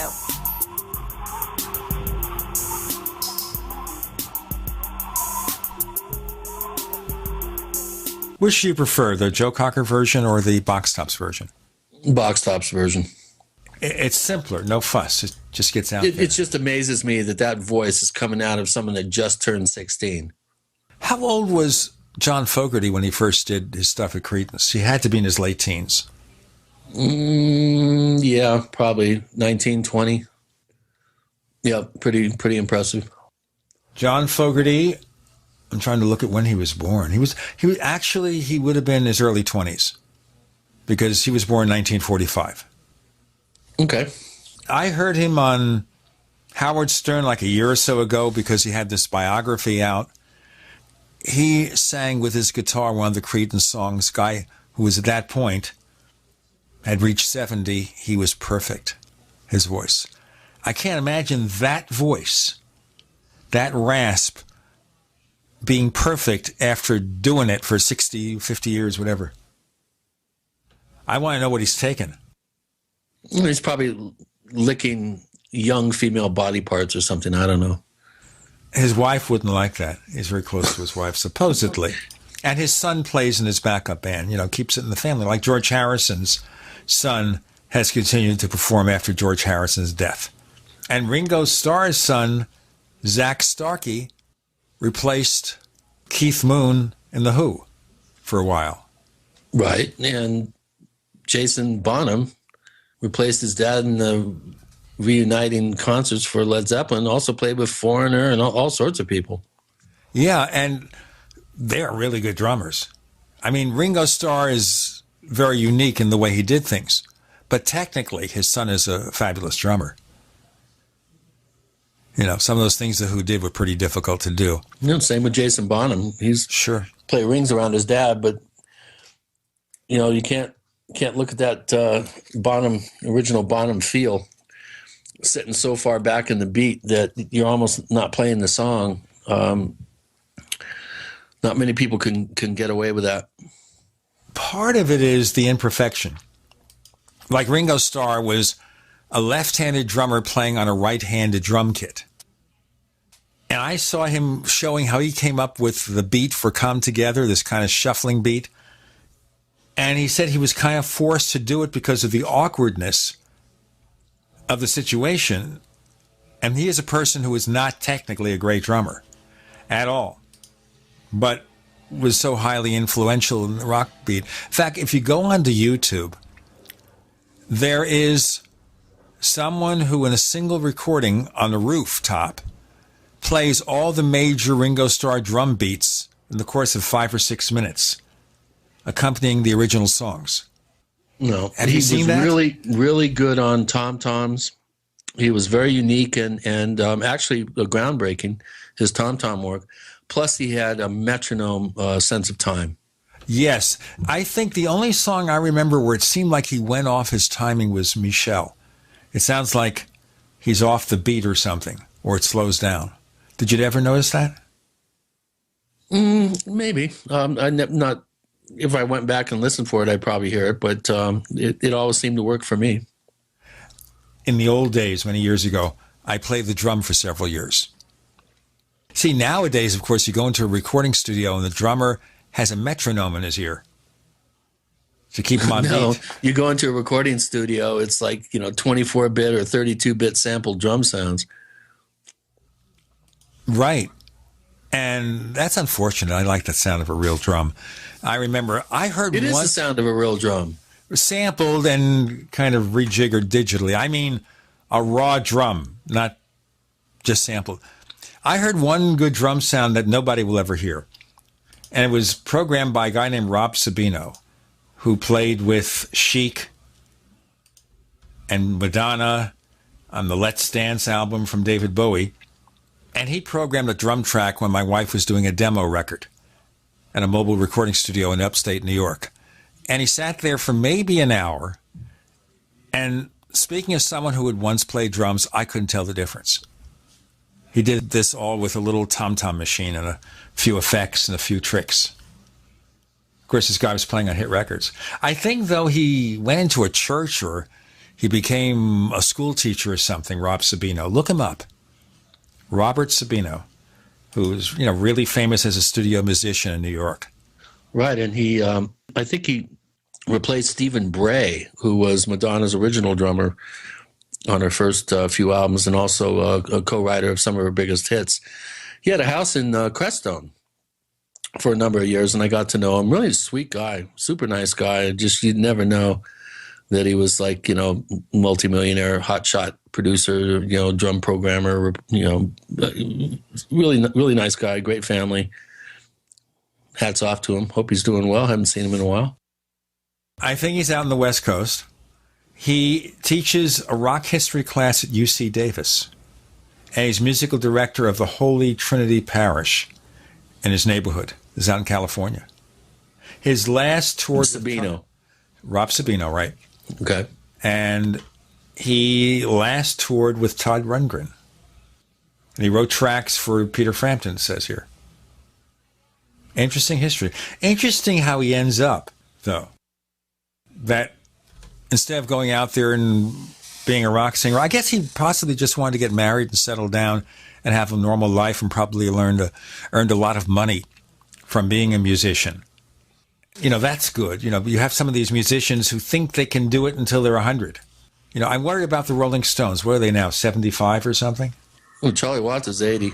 Yeah, exactly. Okay, can you identify this sound, Gene, since we're on the subject of audio?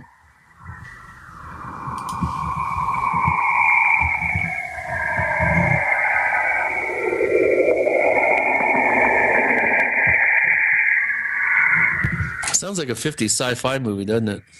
It sounds a little bit like something from Forbidden Planet. Yeah, exactly. Because Long John Nebel's original theme when he was on WOR radio with his paranormal show back in the 50s, in the late 50s, early 60s, he used the theme from Forbidden Planet. Well, you know what that was? Tell me. The Eerie Sounds of Saturn. Ooh, that's dangerous.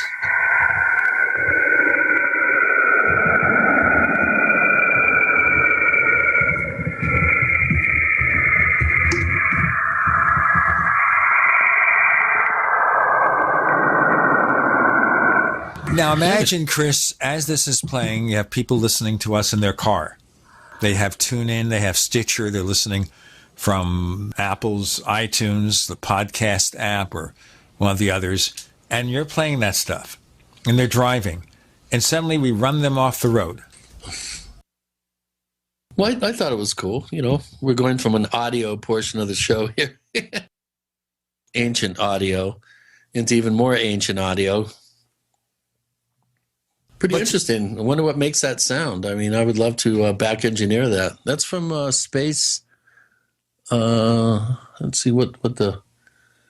It's on the Strange Sounds website, but it had a NASA logo come up at the beginning of the YouTube video. That's pretty interesting. I like that. I think with Forbidden Planet, they were probably using a theremin or something. That's a pretty old device. Yeah, I played on one. They're fun. Well, of course, Good Vibrations, the Beach Boys. Yeah.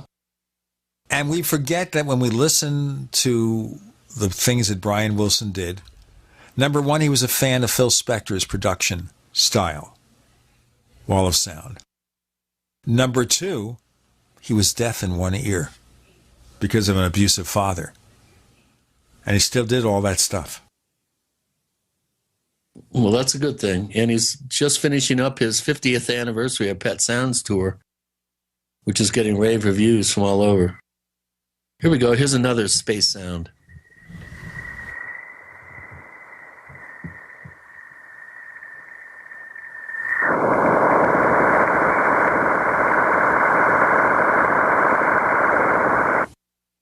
There is nothing wrong with your television set. We are controlling transmission. I don't want to do that. That was Jupiter. Oh, I knew him well.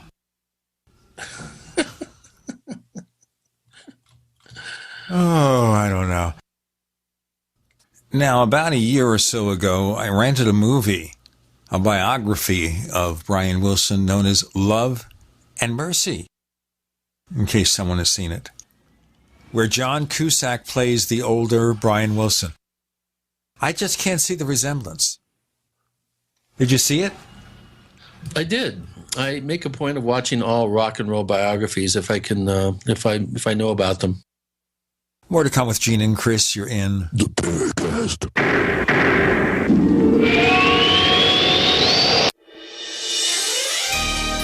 Thank you for listening to GCN. Be sure to visit GCNlive.com today.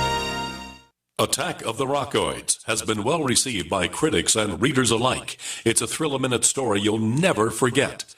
A former U.S. military intelligence officer is haunted by intense dreams about a beautiful woman pleading for his help after a terrible battle in outer space. But the dreams turn out to be true and thrust him into a telepathic love affair with a woman whose faraway planet is intent on destroying the Earth.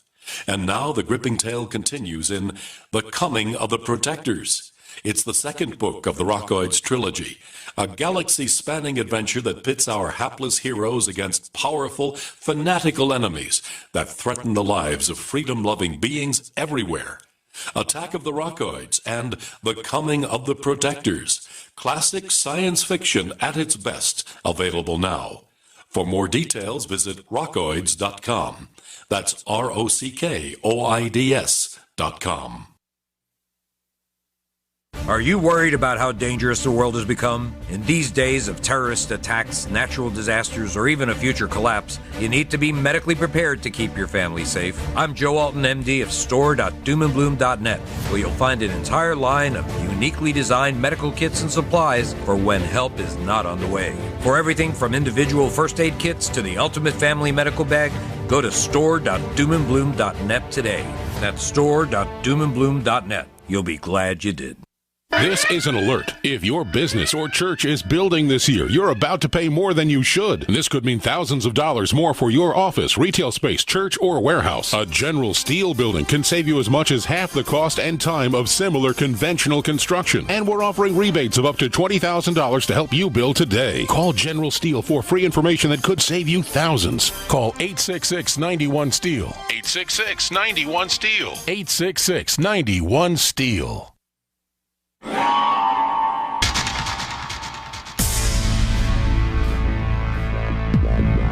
Welcome back to the Paracast, the gold standard of paranormal radio. And now, here's Gene Steinberg.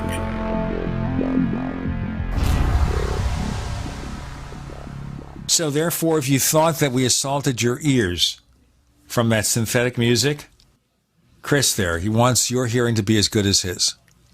I'm kidding. Shop Talk with Gene and Chris. How time flies when you're having fun. And we're talking here about music and the influences, but then we have all these rock artists who have some kind of UFO connection over the years. So even, I guess we call him an expert teeny bopper music, Tommy James was a big UFO fan. Don't know if he is now, but he was years ago. The guy from the Trogs, Reg Presley, Wild Thing. My wife used to record at the recording studio done by the guy who wrote Wild Thing, Chip Taylor, who is really the brother of John Voight. Anyway, he wrote a book, Reg Presley, on crop circles, but he died a few years ago. We never got a chance to talk to him. And then, of course, there was that song from Jimi Hendrix, Up From the Skies. Come Sail Away. Remember that song from Styx where they're talking about a starship? Come Take Me Away. In the starship, that's what it's about. If you look at the lyrics. Why is it that music stars seem to have this affinity for UFO-related stuff, Chris? Is it because, they're just interested in interesting stuff, or do they gravitate towards the subject for some reason? Well, I think some do. David Bowie. I got a letter from Justin Hayward from the Moody Blues after he read my first book. There's quite a number of rock and rollers that over the years have been quoted as professing an interest in the subject. Not many of them write songs with that particular subject matter, but I think far less write songs about their interest in UFOs. Didn't John Lennon have a lyric in one of his songs about nobody told me there's UFOs over New York and nobody's too surprised? And of course, he had a sighting in 1974. Strange days indeed. Yes. Strange days indeed, most peculiar, Mama. Right, and that was right in New York, right about the time I moved there. I missed it. Dang, it's kind of interesting. Every time I took my wife to visit her producer to go over music, it's back starting in the late 70s, all right? We would pass the Dakota, which is where John Lennon lived. But we never saw him, although he was around the neighborhood all the time, I think, and we just missed out. I was always missing out with John Lennon when he was in Toronto back in the late 60s doing this kind of love-in in the bedroom with Yoko, and they did the recording for Give Peace a Chance. The day after, when he left the hotel, I called the hotel in Toronto to talk to him. I missed him by one day. I think he would have come on the phone. I'd like to think that. But do you think here that musicians are interested in UFOs because sometimes of personal experiences? Like one of the rock people is an abductee. You know the one I'm talking about. Sammy Hagar. Sammy Hagar, yeah.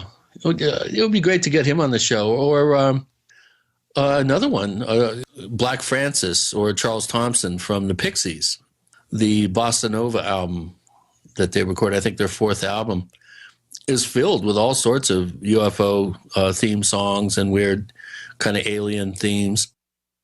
And he made a couple of comments in interviews that the songs are based on his own personal UFO experiences. So he'd be another fun one to get on. There was a band back in the 70s and I guess continuing through the 80s called Klaatu, progressive rock band from Canada. Now remember, Klaatu is the name of the character from The Day the Earth Stood Still.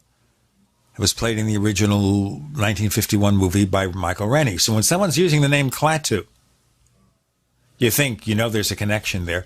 And at times, some people believe this band was really the Beatles under another name. You heard that, right? Klaatu?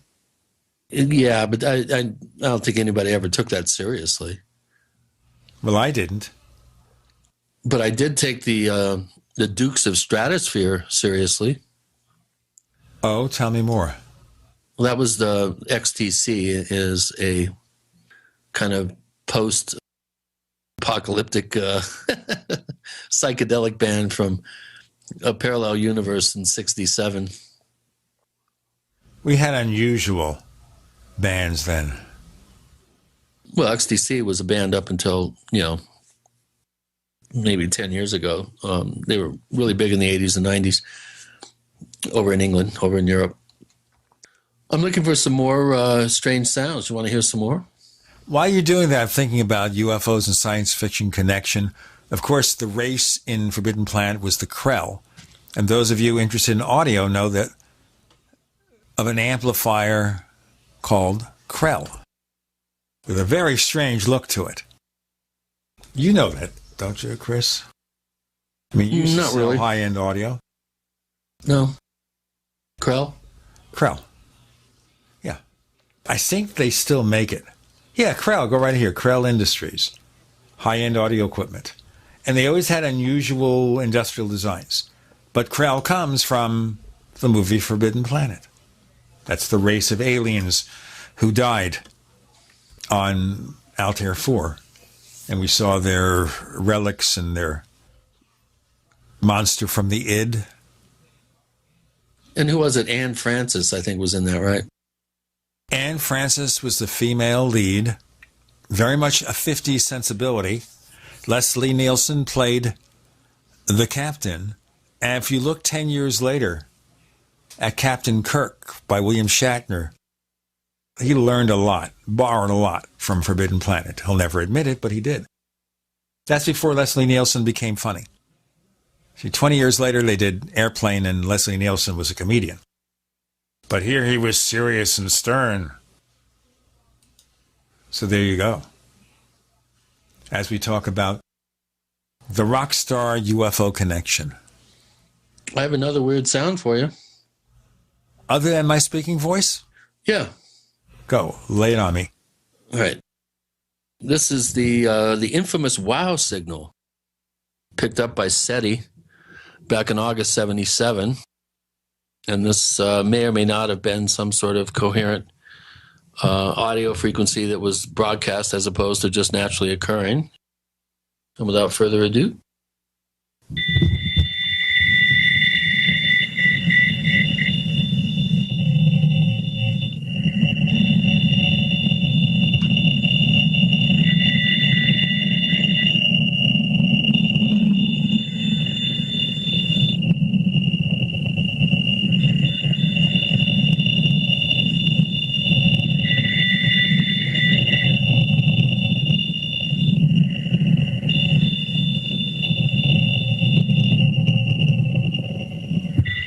I think I'm going to sample this and do a song called Wow. Oh, well. Oh, wow. All I want to say is there is nothing wrong with your television set. Do not attempt to adjust the picture. We are controlling transmission. If you wish to make it louder, we will bring up the volume. If we wish to make it softer, we will tune it to a whisper. We will control the horizontal. We will control the vertical. They don't do that anymore. On TV shows, they don't have these 2-minute introductions. Now they're running the titles as the first part of the show begins. They run the titles over it. Have you noticed that? How many shows nowadays do you see opening music of more than maybe 30 seconds? They do that with movies too, of course, by the way. Most movies these days, they open with just a very short introduction, and then they go into a theme. Well, James Bond movies have the theme. But the theme plays after the opening sequence where James Bond gets into some kind of trouble. And then they play the music as you figure it out. I guess they don't have time anymore. They got too many commercials to get in between the show segments. We got to get in this one. Shop Talk with Gene and Chris, you're in. The Paracast.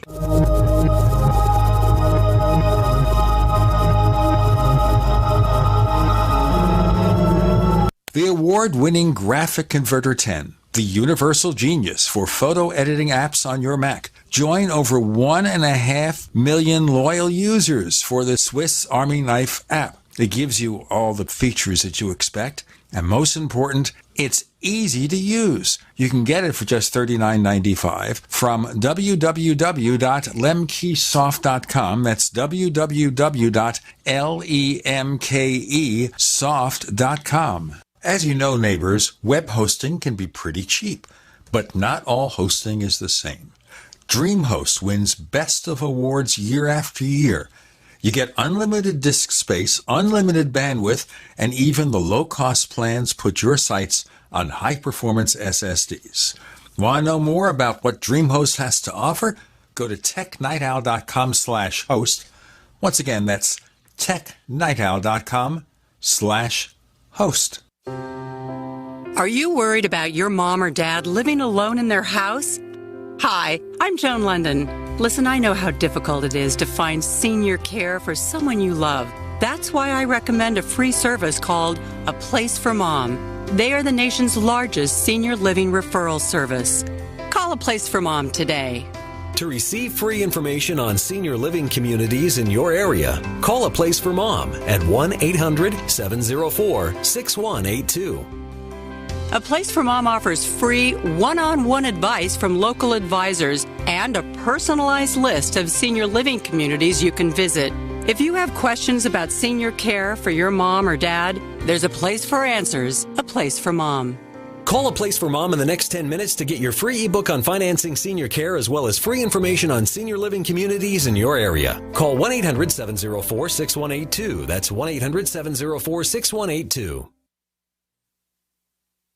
Paid non-attorney spokesperson Adam Pulaski of the Pulaski Law Firm with principal office in Houston, Texas is the attorney responsible for the content of this ad. This ad is not legal advice, and the choice of a lawyer should not be based solely upon advertisement. Services may not be available in all states. Attention Xarelto users. If you or a loved one took Xarelto and suffered a serious bleeding event, you may be entitled to financial compensation. Xarelto is a popular prescription blood thinner used to prevent blood clots and protect patients from strokes. These serious bleeding events have led to numerous cases of hospitalization and even death. Phone lines are open 24/7. Call 800-261-0937. That's 800-261-0937. If you're considering going back to school, ask yourself the following questions.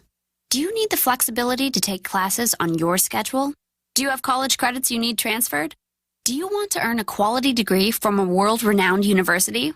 If you answered yes to any of these questions, Arizona State University is the perfect school for you. Arizona State University offers over 100 highly ranked degree programs 100% online. You'll earn the same degree as you would on campus, from wherever you are, on your schedule. Plus, ASU Online accepts most transfer credits. For information, call 1-800-933-1430. Learn for yourself why the Wall Street Journal ranks ASU 5th in the nation for producing the best qualified graduates, and why 90% of ASU grads are recruited within 90 days of graduation. Learn to grow, learn to succeed, and learn to thrive at Arizona State University. To learn more about ASU Online degrees, call 1-800-933-1430. That's 1-800-933-1430. You've seen crazy diets to lose weight. At GCN Team, our Healthy Body Weight Loss System simply neutralizes the body, bringing down cravings. It has been proven that nutritional deficiencies drive appetite for carbs, sugars, and fats. Lose weight the easy way. Find us at GCNteam.com or call 877-878-4203. Fighting cravings is a fool's game. Give the body what it needs to be satisfied. Again, 877-878-4203. That's 877-878-4203. We'd like to hear from you. If you have a comment or question about the Paracast, send it to news@theparacast.com. That's news@theparacast.com. And don't forget to visit our famous Paracast community forums at forum.theparacast.com. He is speaking like a robot. But nowadays, robots aren't supposed to speak like robots anymore. Right? Since HAL? Since the Star Trek computer? And you think of the old-fashioned computer voice, that was like Forbidden Planet, Robbie the Robot. Dave.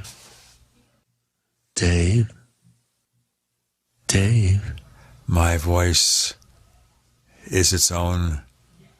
Forget it. My name isn't Dave, sir. Dave.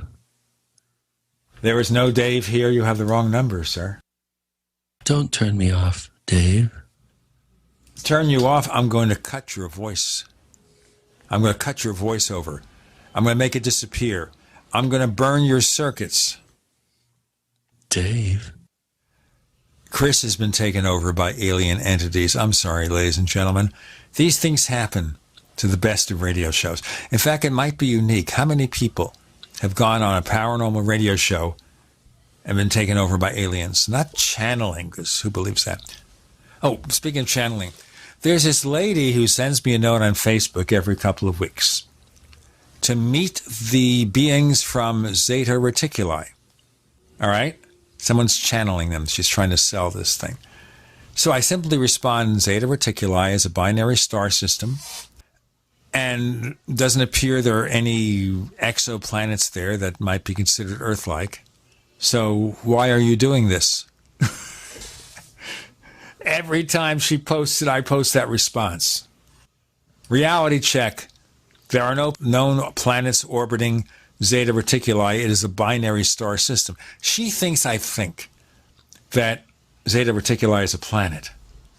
I think that comes from Barney and Betty Hill and the star map. How about the number stations? We should do a show on the number stations. Give our listeners a preview of what that was. 9, 6, 2, 2, 5, 1, 2, 1, 1, 0, 8, 1, 0, 5. These have been going on for years, shortwave broadcasts of sequential series of numbers by a female voice, and nobody knows what the hell they are. They're done in English. First reported in 82. There may have been earlier ones in the 70s. But it's really creepy because they're very consistent in that they're always about the same length. They also emit some weird sort of buzzing sound about 25 times per minute. And then occasionally it's interrupted by a Russian voice speaking names and numbers. Totally bizarre. No one's ever, to my knowledge, been able to figure them out. It's not something for Russian intelligence agents, huh? Yeah, possibly. They think it's emanating from Russia, but they're not really sure. I would think, though, with today's technology, they could trace these things. Yeah, I don't think they've been broadcasting for a while, but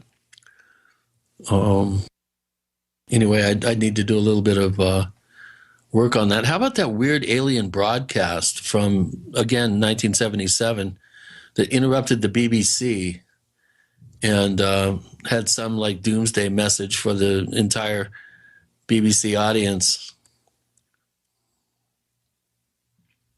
Explain this stuff to our listeners. When you drop a point like this, not everybody gets the connection. What do you mean?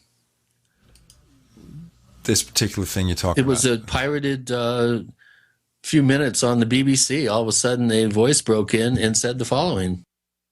Israeli nationalist leader, Bishop Abel Muzareba. This is the broadcast, and then it's being interrupted here in a second. Let me see if I can skip to... Here we go. You must be helpful to your brothers and sisters all over this, your planet Earth. We come to know the destiny of your race and your world so that you may connect to your fellow beings the course you must take to avoid the disaster which threatens your world and the beings on other worlds around you. This is in order that you may share in the great awakening as the planet passes into a new age of Aquarius. You know what I think of when I heard that? A scene from the movie Earth versus the Flying Saucers, where the aliens speak on our broadcast systems in the native language in each country. You know, saying people of Earth attention,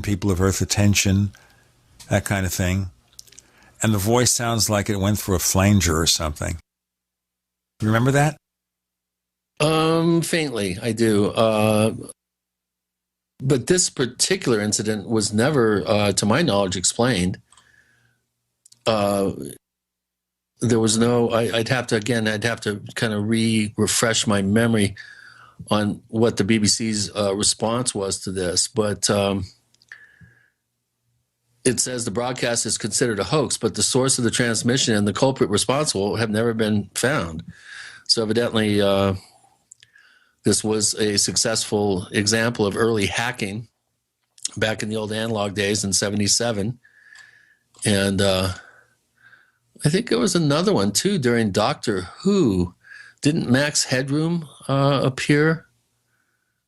That's too trivial for me. I'm not that great on Doctor Who trivia. It would have been November 22nd, 1987. The character Max Headroom from a 80s TV show evidently interrupted a Doctor Who broadcast. The BBC's got to tighten up their their on-air security, evidently. Well, there's also the famous recording of what may have been a Russian cosmonaut, the first woman in space,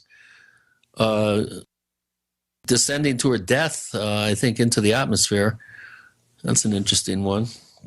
I don't know what got me on this kick, but I love mysterious audio, electronic voice phenomenon recordings, for instance. Very controversial, but one project that I've been working on, kind of back burner, but we're really serious on doing it with Michael Esposito, a good friend and audio expert, ex-PSYOPs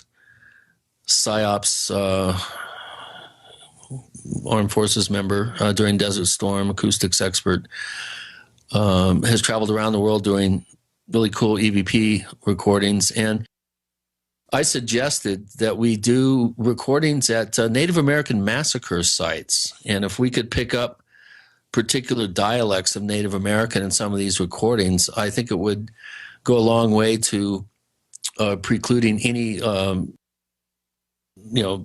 complaints that this is a hoax or people, thinking that this was all just fun and games and being staged by the investigators. That's fascinating enough that we take it to our next segment. Okay. With Gene and Chris, you're in the Paracast.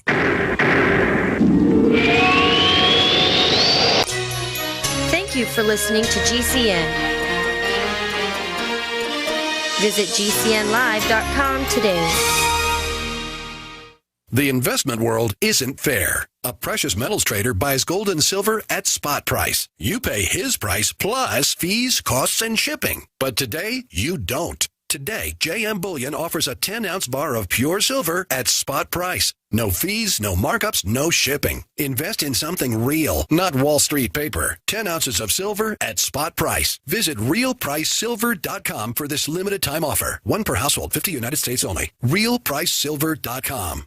Are your Google search results killing you? Unflattering content in blogs, news articles, online reviews, social media, or other sources can jeopardize your reputation, your business, and your livelihood. Let Reputation.com help. Our patented technology will make the truth about you more visible while pushing down unwanted negative content. Improve your Google search results. Call Reputation.com at 1-800-831-0771 for a free consultation. That's 800-831-0771.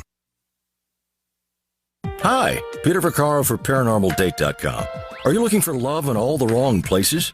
Now you have a chance to change that by signing up for free at ParanormalDate.com. This incredible dating site puts people of like minds together. People who are interested in the strange, the unusual, mysteries, ghosts, UFOs, and the afterlife, and so much more. ParanormalDate.com was developed for you, people seeking a viable alternative to the other dating services. You can join for free by going to ParanormalDate.com, and if you decide you like it and want to connect with people, use the code GEORGE for a substantial discount. Mark Rawlings, president of ParanormalDate.com, says so many people hunger to share their experiences about the paranormal, the unexplainable, or the afterlife, and so much more, and this is the source for them to meet and share that common interest. So sign up for free at ParanormalDate.com, ParanormalDate.com, and use the code GEORGE if you decide to connect with someone you like. My computer is so slow, it's making me crazy. I used to have that problem. Did you quit using a computer or did you buy a new one? No, I called Geeks On Site. They made an appointment to visit my home and showed up the same day. You mean they didn't ask you to bring your computer to a shop? That's what happened when I called a support company. Geeks On Site can go to your home or business or even repair your computer online. They have 24/7 emergency service. If you are having problems with your PC or Mac, call Geeks On Site, 1-800-591-1682. Our friendly certified computer repair experts are available 24/7. Call now for a free diagnosis, 1-800-591-1682.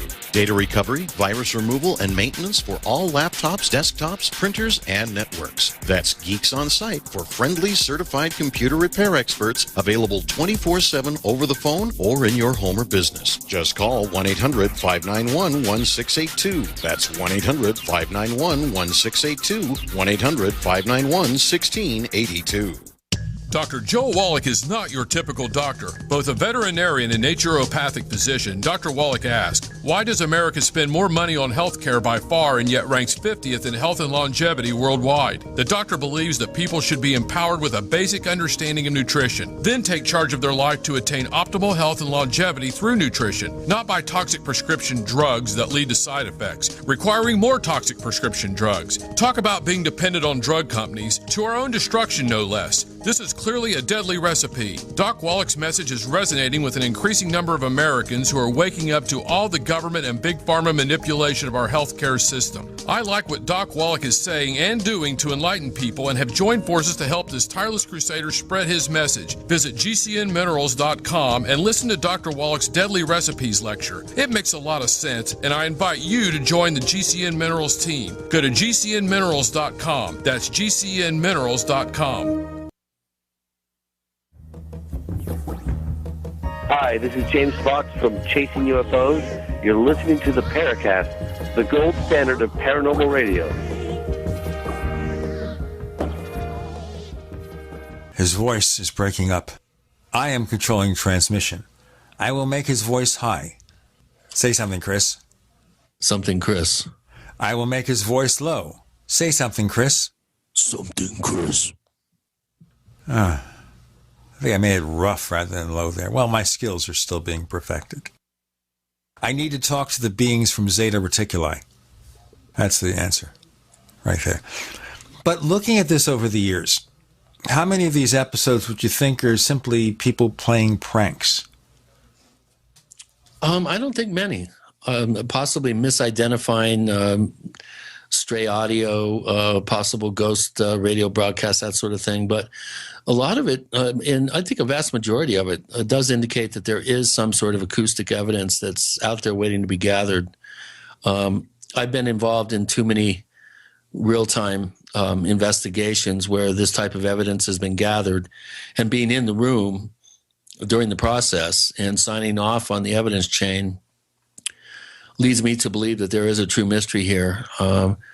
There may be some, mundane or natural explanations for it, for some of them, but some of them are just too well recorded and too enigmatic. Enough so that I actually took a bunch of old grooves I had hanging around and put a bunch of EVPs on top and weird instrumentation, and found sounds and weird samples and stuff. But there's quite a number of ghost voices on the Medea album project. And There's even a recording of a parrot that only knew 6 words when he was hanging in his house, but as soon as he gets taken to a haunted site, he starts talking in sentences, answering questions, using words that he's never used before and then would never use since. That particular, those particular recordings are quite compelling. I have no explanation for that, but I think audio is a wonderful world to play in, and I continue to do so. Do you have personal examples, other than the ones you played, which are modestly well known, of weird stuff that is 100% something that couldn't have been faked? Because anything you're playing there, given the technology, may be difficult to fake and probably was not faked. But anything that's ironclad? Nothing's going to be ironclad, but I do have, some. Here's a combination of a bunch of stuff that I did. Let's see if we can, because I remember we tried this on the radio before, and it was really rough to get the recordings to really come across, I think, over the air properly, just playing them, low-res versions of them. Let me see here. I should have my album right here. Oh, here it is. I'll go ahead and open this and get to the end where I just play a bunch of I loop the EVP sounds together. Let's see if I can find it here. Uh-oh, dead air. It's coming up here in a minute.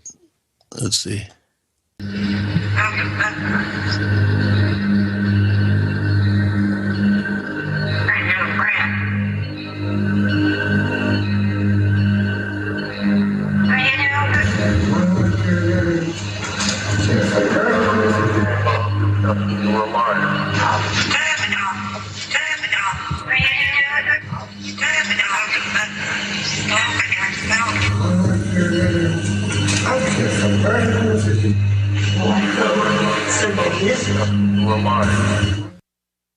There you go. What does that tell us? What language is that? It was all in English. Didn't sound that clear, though. Yeah, the voice that you hear in the background with is Michael actually asking questions during an EVP session, and then some of the answers are interspersed around that. And then the parrot voice is that parrot that I was talking about. Shut up and talk, you little brat. Those parrots are weird. I digress. You do, but we had a show with Michael Esposito. How many years ago? 3 years ago? 4 years ago now? No, it was longer than that. It was back in 2010, I think. I'll look it up, but we should bring him back. That sounds like something that has not been explored. Well, yeah, and I think the ghost craze. I think ghost hunter craze has been totally whacked upside the head by a lot of fakery and accusations of over dramatizing some of these shows and whatnot. But I do really still feel that this is could be a very rewarding avenue of investigative research. And to go to Sand Creek, Wounded Knee, and I have a list of other massacre sites that would be fairly easy to visit and do some EVP recordings and see what we could find. It'd be very interesting. So when you start getting recordings of languages that are little known, Michael went to a Potawatomi massacre site some years back and got an EVP of a Native American language that nobody could identify, and it took him quite a bit of effort and energy to find somebody that was able to ID what dialect of language it was. And it turns out it's an extinct form of Potawatomi that only 3 scholars, if I remember correctly, still knew the language. And so that to me is pretty good evidence that it wasn't a hoax. And that prompted me to come up with the idea of maybe visiting a number of these types of sites and seeing if we could, find some Native American dialects going on. Michael did a session in the basement of the Colosseum in Rome, where the gladiators used to be hanging out before they were brought upstairs for the entertainment of the masses, and where the dead gladiators were hauled, or what was left of them, hauled down out of the arena. And according to him, he got 5 distinct languages there: Greek, Latin, I think some form of Arabic, possibly Gaelic, some Gaelic language. I forget what the other one was, but was pretty impressed with the results. That's the kind of field work that, well, at least it's one of several kinds of field work that I find very compelling and very scintillating. I think there's a lot of interesting avenues that could be gone down in this realm that have not been, I think, fully investigated. And this would be one area that I think, in terms of acoustic research, that I'd be very, very interested in getting further involved with. If I didn't have so many dang jobs that I had to do to afford to be able to spend 2 hours every week with all our listeners. Well, the thing, of course, is that we should also bring back Michael Esposito. It was October of 2010, October 17th, that we had him on. And we presented some recordings at the time that were really fascinating. And I think the time has long since passed that we should do that again. An avant-garde electronic music artist with found sounds, industrial sounds. And he provided quite a number of elements for the album that I released some months back, Medea. And there's some cool stuff that I found too, like Aztec death whistles I discovered just accidentally online. Evidently, the Aztecs, when they would charge the enemy, a lot of the warriors would have their personal death whistle. And they all kind of sound similar, but each one, obviously, because they're handmade, has a slightly different tone, a slightly different quality to it. But if you times that by 10,000 or however many guys were charging, blowing these things, well, I'll tell you, that'd scare all sorts of things out of me. Before we get too scared, we've got a segment left with Gene and Chris. You're in the Paracast.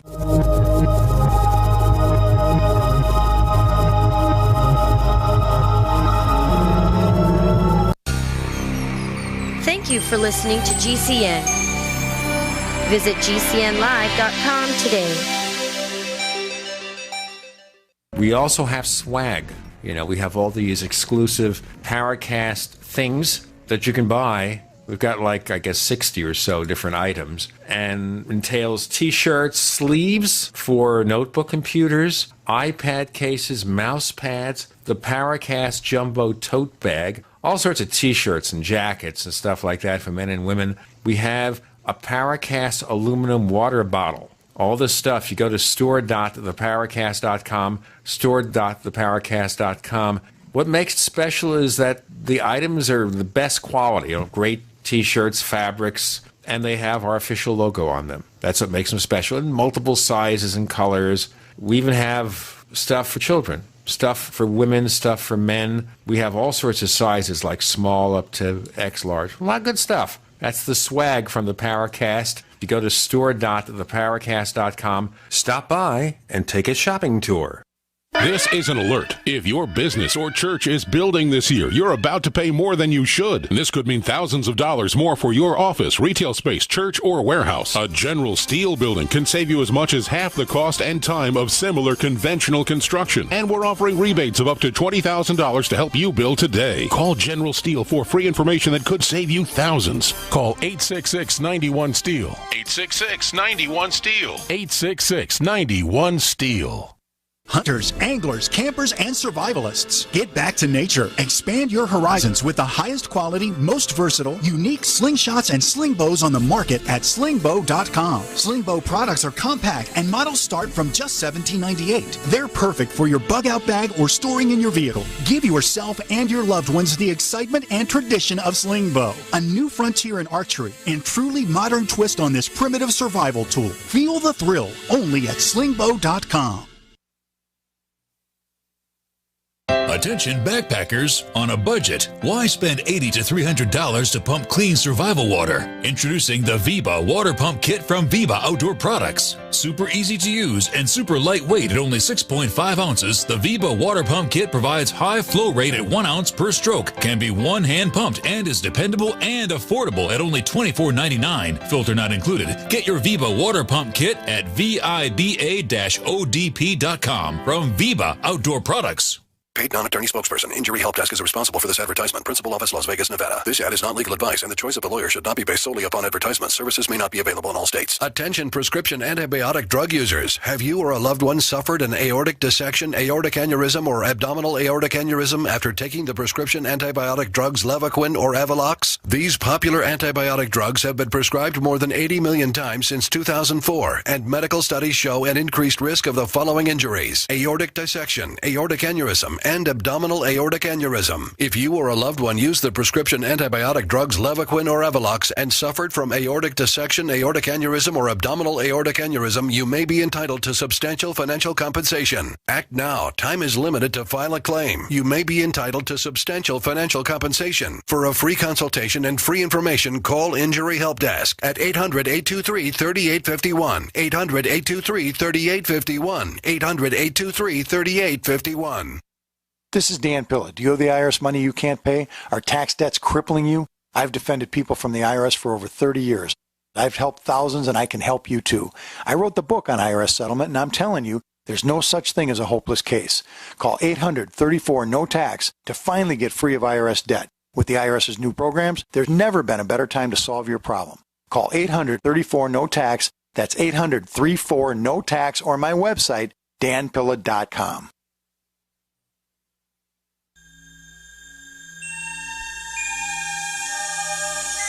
This is Jacques Vallée. You're listening to the Paracast, the gold standard of paranormal radio.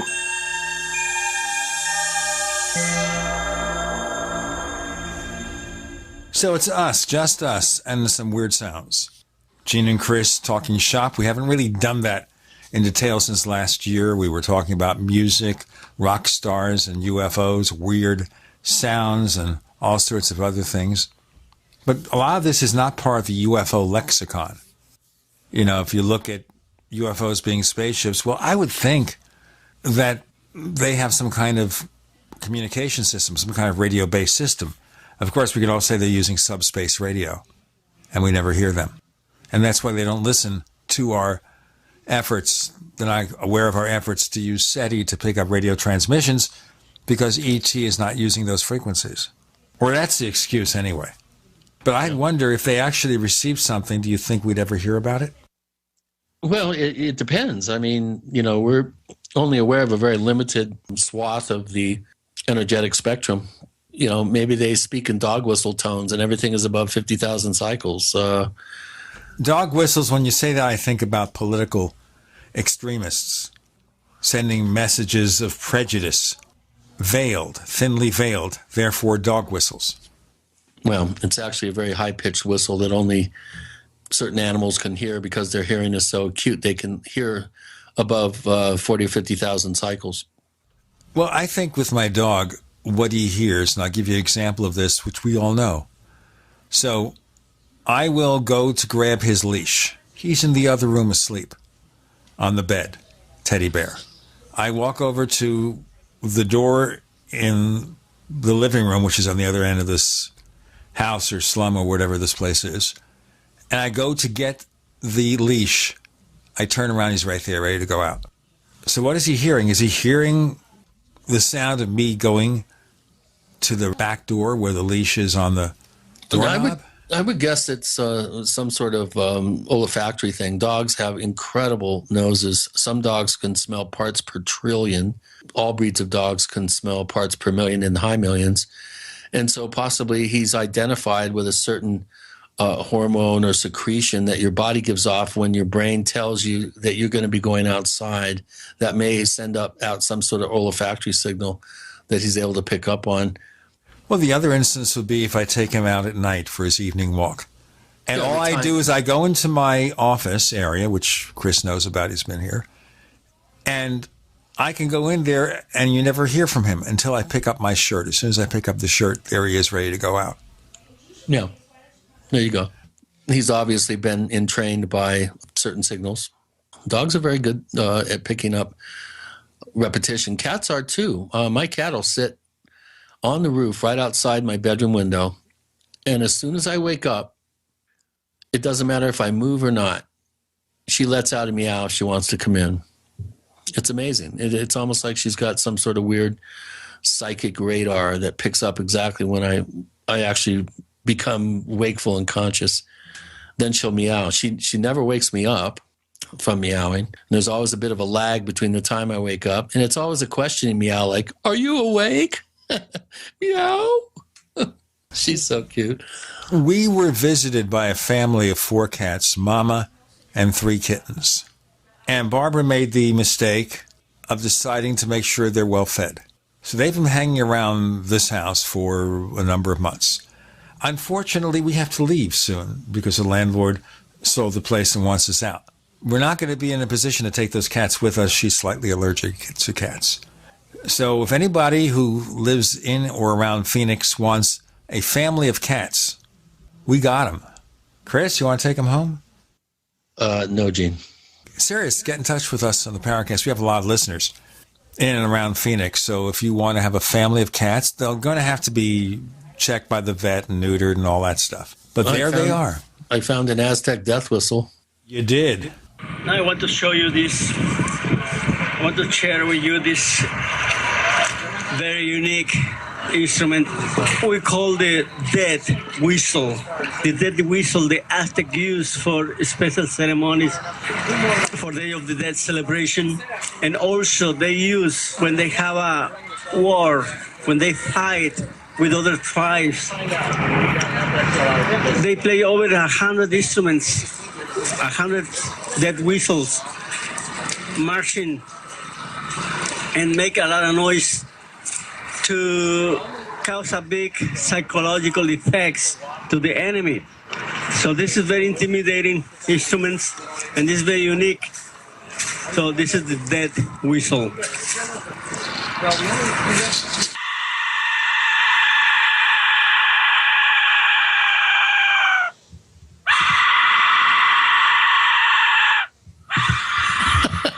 I could just hear people in their cars going off the road.